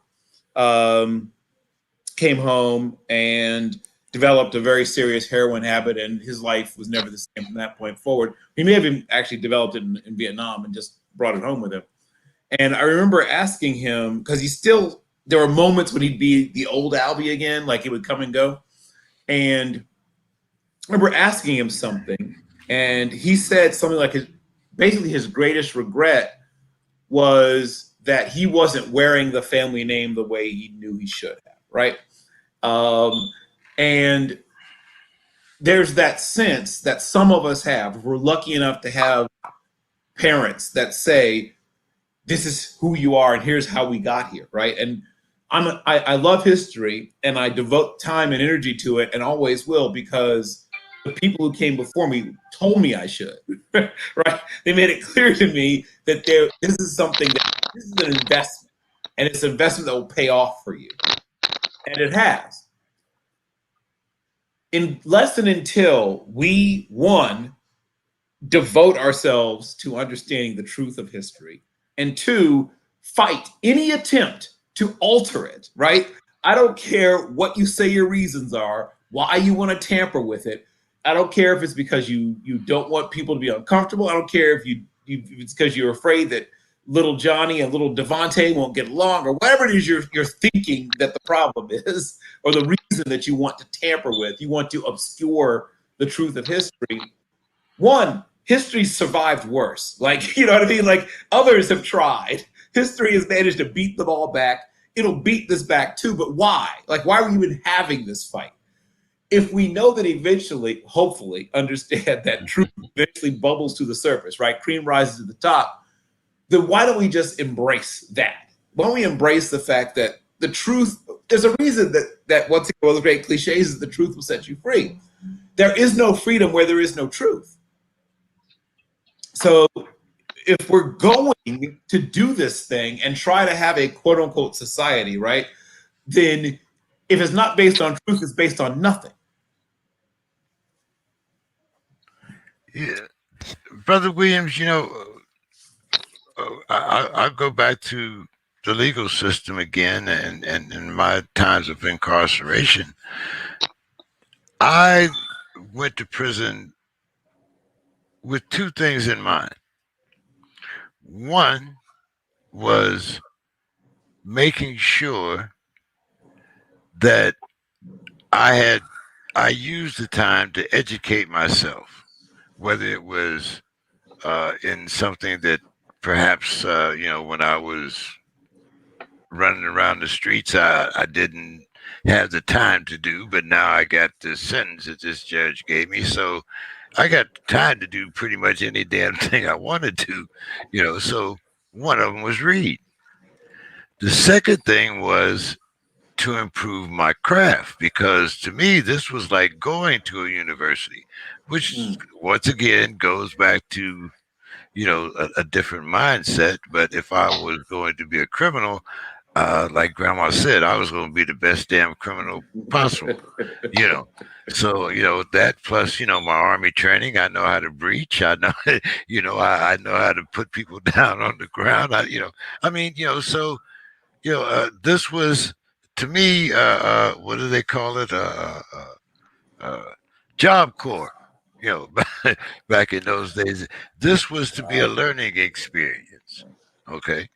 But yet, once again, I still realized that I was part of the prison pipeline, but I didn't have those aspirations of wanting to be the good guy because that wasn't who I was. I was going to be true to myself. So I thought. But once again, I go back to, I knew my history, but it wasn't because somebody set me down and taught it to me. It was because I had a thirst for that knowledge. What's your thoughts on how these things shape us into the people that we are today? Yeah, let me say that by just even listing point number one on our 10-point platform. And that's dealing with promoting the power to practice self-determination and determining the destiny of our people. If we want to put being in determining our destiny, that basically means that we are at a position of holding ourselves accountable for the current state of our condition, which goes back to something Bill talked about in regards to why history is important, as well as when you was in prison dealing with the fact that you dealt with the reflection of how you lived your life. Those things are based upon, you know what? Let me read, let me study, let me find out what was done before me. Let me find out the consequences of certain types of actions. All these things mean that you actually are engaging into what history is.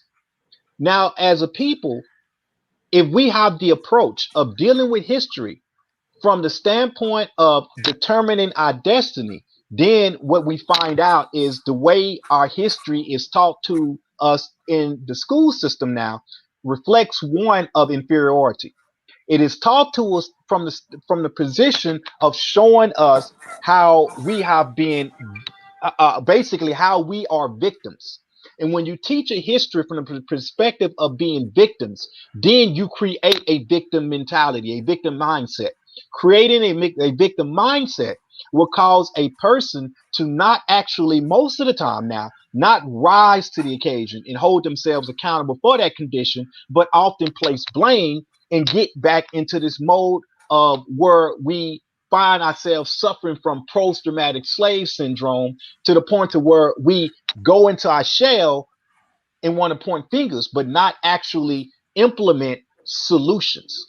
And I think, to me, when I think about critical race theory, it has to be from the perspective of showing how a people are dominating another group of people systematically for the reason of them being ahead.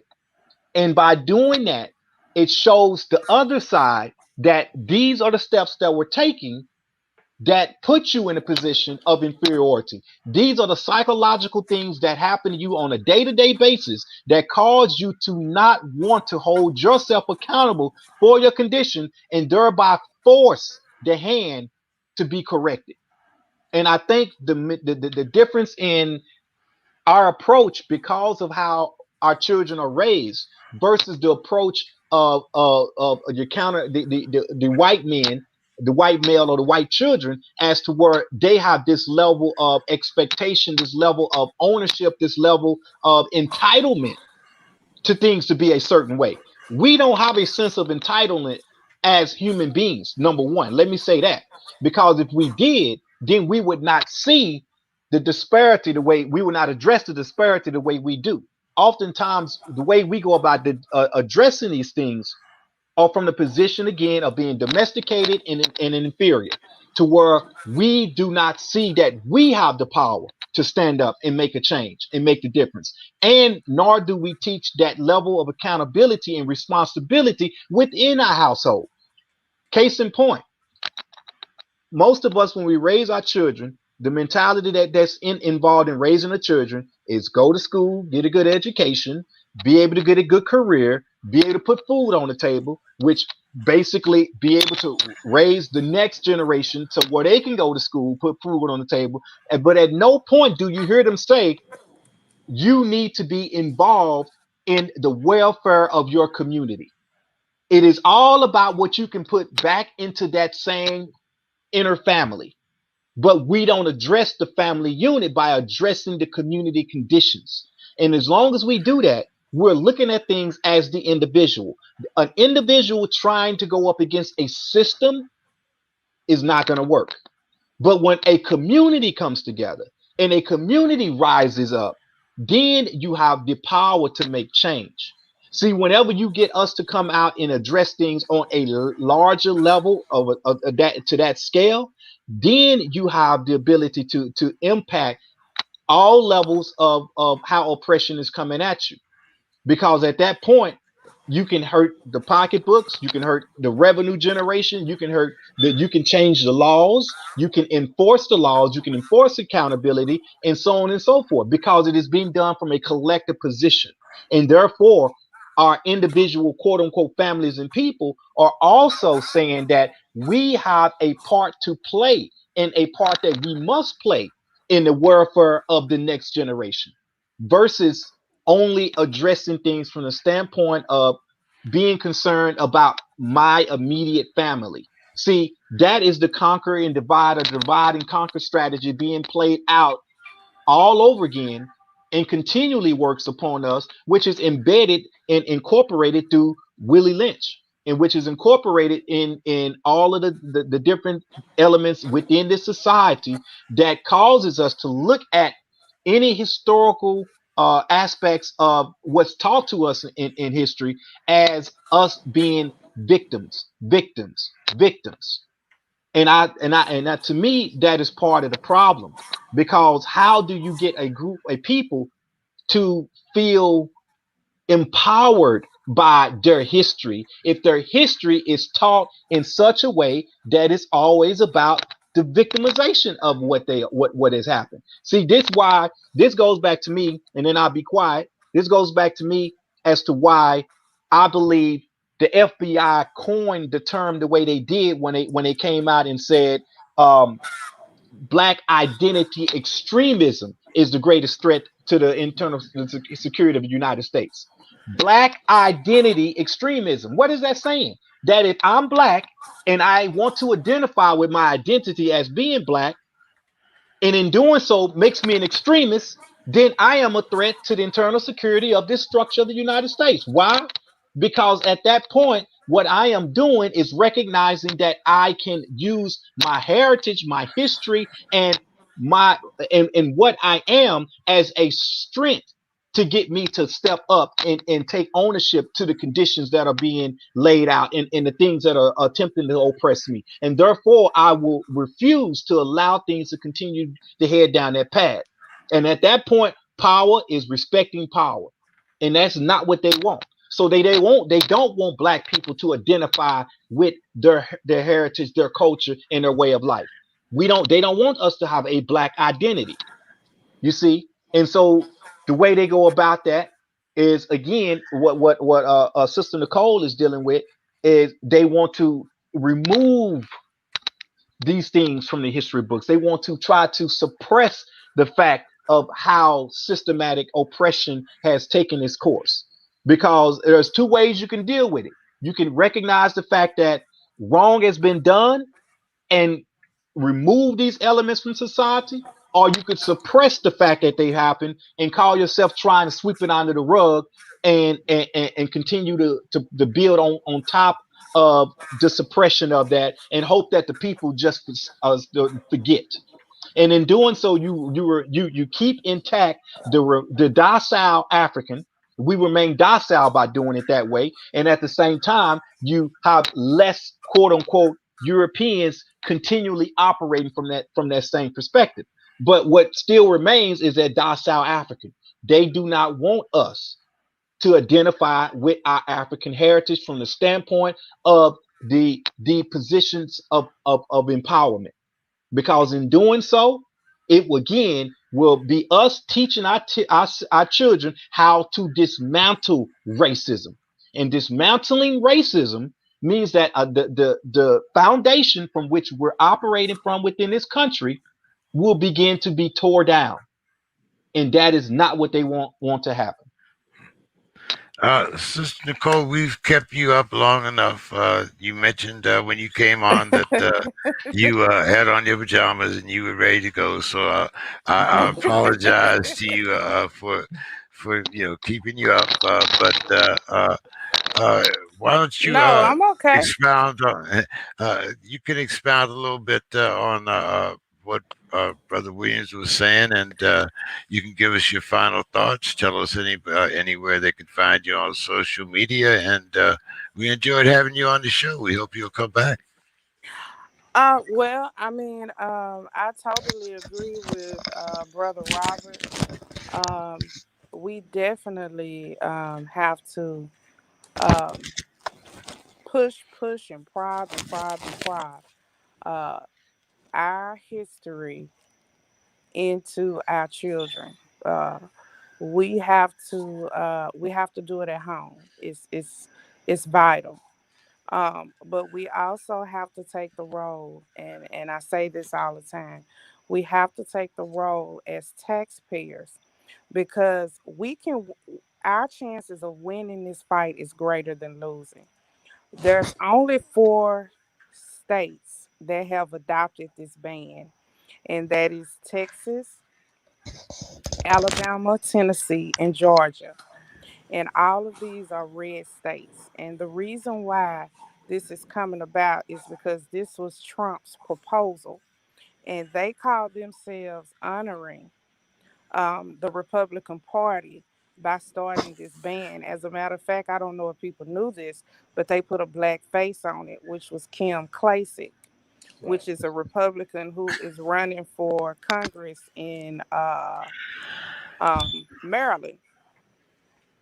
And she is in the business all the way down in the South. Um, Also, this is where Candace Owens just moved as well. So go figure. Um, but I totally agree. We do have to think of our communities as a collective instead of individualism. I always say, and it's so funny because we was having a conversation about this on Clubhouse about HBCUs and what are they actually teaching in the HBCUs, because a lot of our children and college students come out and they come out um, and their mission is to become a part of corporate America. And corporate America is, the most racist, corporation that you can be involved in. And our children are told to be successful, go be successful, and they are. But are we talking to our children about whatever you do, whatever your profession is, it should be for the upliftment of your community? If you are a scientist, then your primary goal should be researching science, in the Black community. Not saying that you don't have to do it for everybody, because you do, but your goals, your primary goals as a Black person or a descendant of slave in this country, you have a responsibility to give back. If you're a teacher, your primary goal is to make sure that you go hard on teaching those little Black children. Whatever your profession is, you should be taught to give back. And this is the conversation that we are not having with our children. We're not telling our children.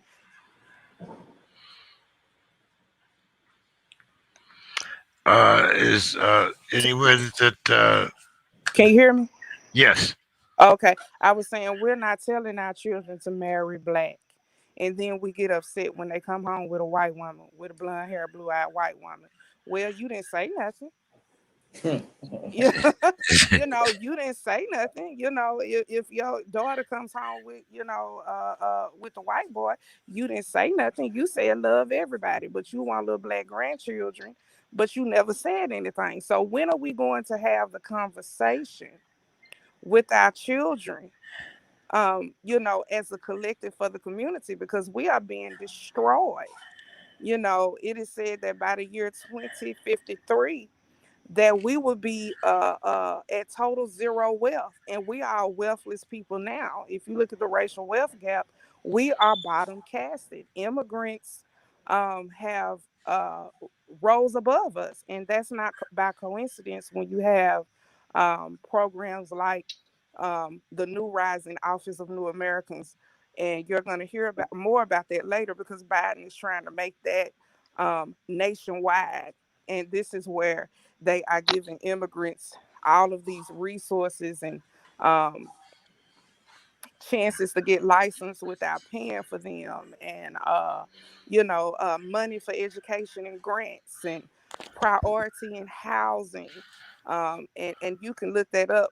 The basis is the Office of New Americans for Chicago, and the Chicago document is the document or the basis that all over the country they are using this document. It started in Chicago. It also exists right here in Tennessee. So when you talk about all of these things that they are putting in the forefront of us, uh, we have to take a step back to the back of the line. You know, now, at first we had to take a step back to white women in affirmative action. That was one step. Then we had to take another step back in line for the immigrants. Then we had to take a third step back now for the LGBTQ community. Okay. So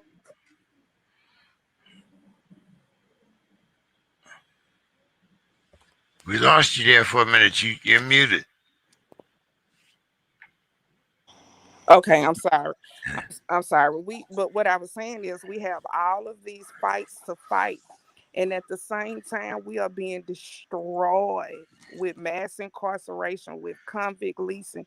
We are being destroyed. We have to come together as a community. If we don't, and someone said to me the other day, we're gonna be sitting up in a museum like the what do you call it, like the dinosaurs, and we're going to be sitting up in a museum somewhere. So it's vital that we keep everything in our race, and we say, hey, I want you to marry a young black man. I want you to marry a young black, because we got to keep it in our race, y'all, because we are being erased.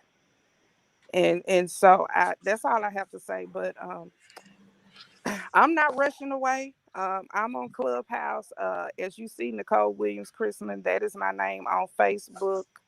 My name is Nikki C on Clubhouse. I also host a room called Real Marriage and the Nuclear Black Family, which is also a form of activism, because we got to get it right in our families, extended families, whatever you want to call it. We got to get it right at home, and we got to get ready for these reparations, because when we get these reparations, we not only need to change our pockets, but we also need to change our mentalities, because we have a lot of mentalities to change, and it starts at home. And so that's all I have to say. Thanks for the opportunity and creating the space. And I'll sit here until I decide to leave. I'll just listen some more. All right. Mr. Bill Carroll, Bill is on my sports shows, but he does manage to show up here when we're talking about social issues. Bill, why don't you give us your final thoughts and tell them where they can find you on social media? Sure. So you can find me 2 Twitter feeds, no waiting. You can find me either at capital B, capital C, ARROLL138, or at 11 Bravo. That's 11 the word, not the number, at 11 Bravo 138. And final thought sort of dovetails with a lot of things we've discussed today. In the last several months, I've been doing a bunch of reading. For the summer, my daughter and I have sort of like a father-daughter reading challenge, and so it alternates between a book she wants to read and a book I want us to read. So she gets excited when it's on her list, and then she gets a little less excited about the ones on mine. But nonetheless, I know at some point she will appreciate them. And one of the ones that's next up on the list deals with the peculiar institution in the state of Texas, slavery in the state of Texas. And a lot of people, like I said, don't realize how pivotal Texas becoming a slave state was. And it wasn't something that had to happen, right? It wasn't like it was ordained by God. Like this was a divine providence. There was a concerted effort by the wealthy and powerful slave holding class on the East Coast trying to tip the balance. And they knew that Texas would be the most important piece on the chessboard to that point. If Texas had entered the Union as a free state, it would have been the first domino basically leading to, the end of slavery. It would have either accelerated the coming of the Civil War, or it would have prevented it because something would have eventually sort of put slavery into a downward spiral that would have led to its early demise. So it's a fascinating book. It's and it has a really nice, very truthful account of what actually happened at the Alamo, and how some of the individuals who were there came to be there. Because once again, it wasn't like they were just riding along and it's like, oh, let's go there. It was a concerted effort of a variety of individuals to create what happened at the Alamo. And the demonization of General Santa Anna and many others, which is one, just unfair if you truly understand what was going on and the things that preceded the events of the Alamo. It makes way more sense, right? People have a tendency to, quote unquote, remember the Alamo and only the Alamo, right? Not what came before or what came after. And so you get these very sort of heroic tableau, right, of Jim Bowie and Crockett and others, just fighting to the last man and all stuff. But when you really understand what a concerted effort there was, right? And first of all, the whole war. Well, okay, I could do a whole show on just how that war came to be. But if you understand, like I said, all the machinations that went into it, it makes you see everything comprehensively, as opposed to the sort of plopped down, pulled out of history and plopped down so that we can once again have this, as I said, sort of cheerleading approach to talking about events. So my final thought is, even if you're not a big fan of history, and I hope all of you are, but even if you're not, try a little bit, like, read a little history. It won't hurt you. And it will, I think, if you aren't already a fan, I think at some point, because, it might not be the first book, might be the third book, but keep at it. And I promise at some point you'll find a historical book that will click for you. And you'll begin to love history if you don't already.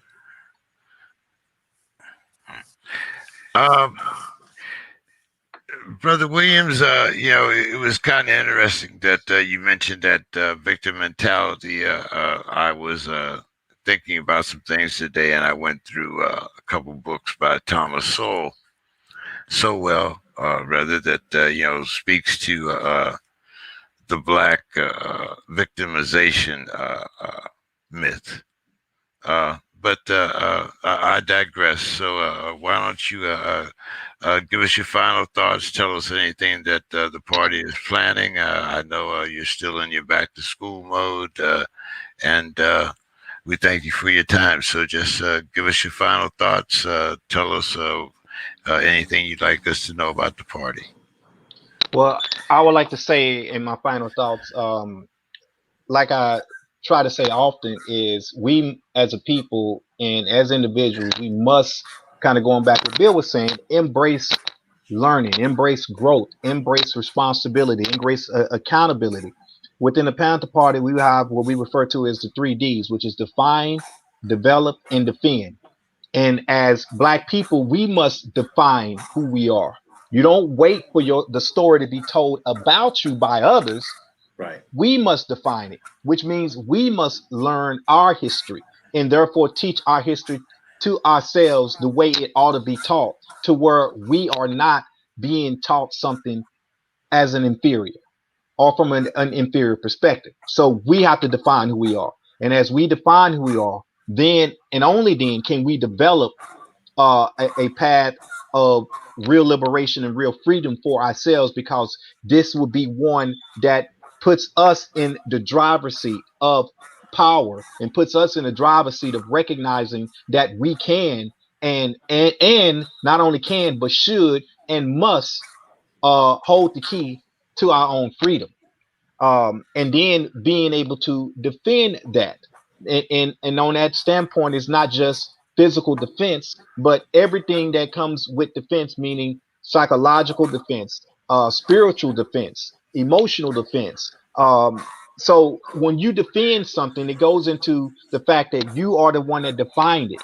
And if you are the one that defined it, then you must also form a defensive posture and a defensive way of life so that you can protect your history. So going into that aspect, so as we protect our history, then we'll make sure that that history is told the way it should be told, so we don't fall victim to certain aspects of neurolinguistic programming and the aspects of that play into what's called dark psychology, which continues to bombard our way of thinking, which causes us to see things a certain way. And that's what I mean when James, when I talk about victimization. It has to do with the natural psyche in terms of how we process and analyze things from the position of critical thinking.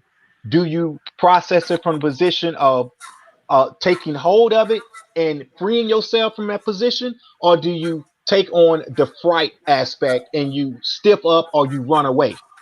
And I like to use one example, and then I'll move away from that, is talking about Harriet Tubman. What she did was free slaves. She went back and forth freeing people. Often, majority of the people she freed only wanted to continue to be runaway slaves. They did not recognize the path to liberation. What they did was continue to live in a position of being a runaway slave.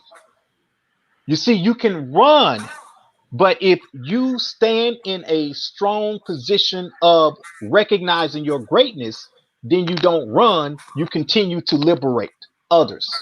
And that's what we need to be in the mindset. And that's what I mean when I talk about defending our history, defending who we are, defending our way of life, and addressing things from that perspective. So neurolinguistic programming, social engineering, dark psychology, all of these things we must learn so that we know what has been done to us, and continually it is being done to us to cause us to not be thinkers in terms of being in a position of self-determination as a people. Um, you can reach the San Diego Black Panther Party through our website, which will be blackpantherpartysd.org. We also have a Facebook page, San Diego Black Panther Party. And like you said, we have a ongoing school drive that we're doing to just help in any way we can with the education of the children, working towards getting more into the school system in some capacity as Black Panthers.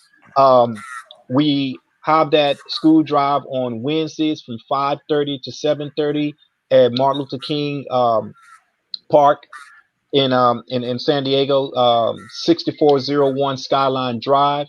And again, that's on Wednesdays from 5:30 p.m. to 7:30 p.m. You can come drop off some items that you're donating for to help the children with school supplies, general supplies list, backpacks and so forth.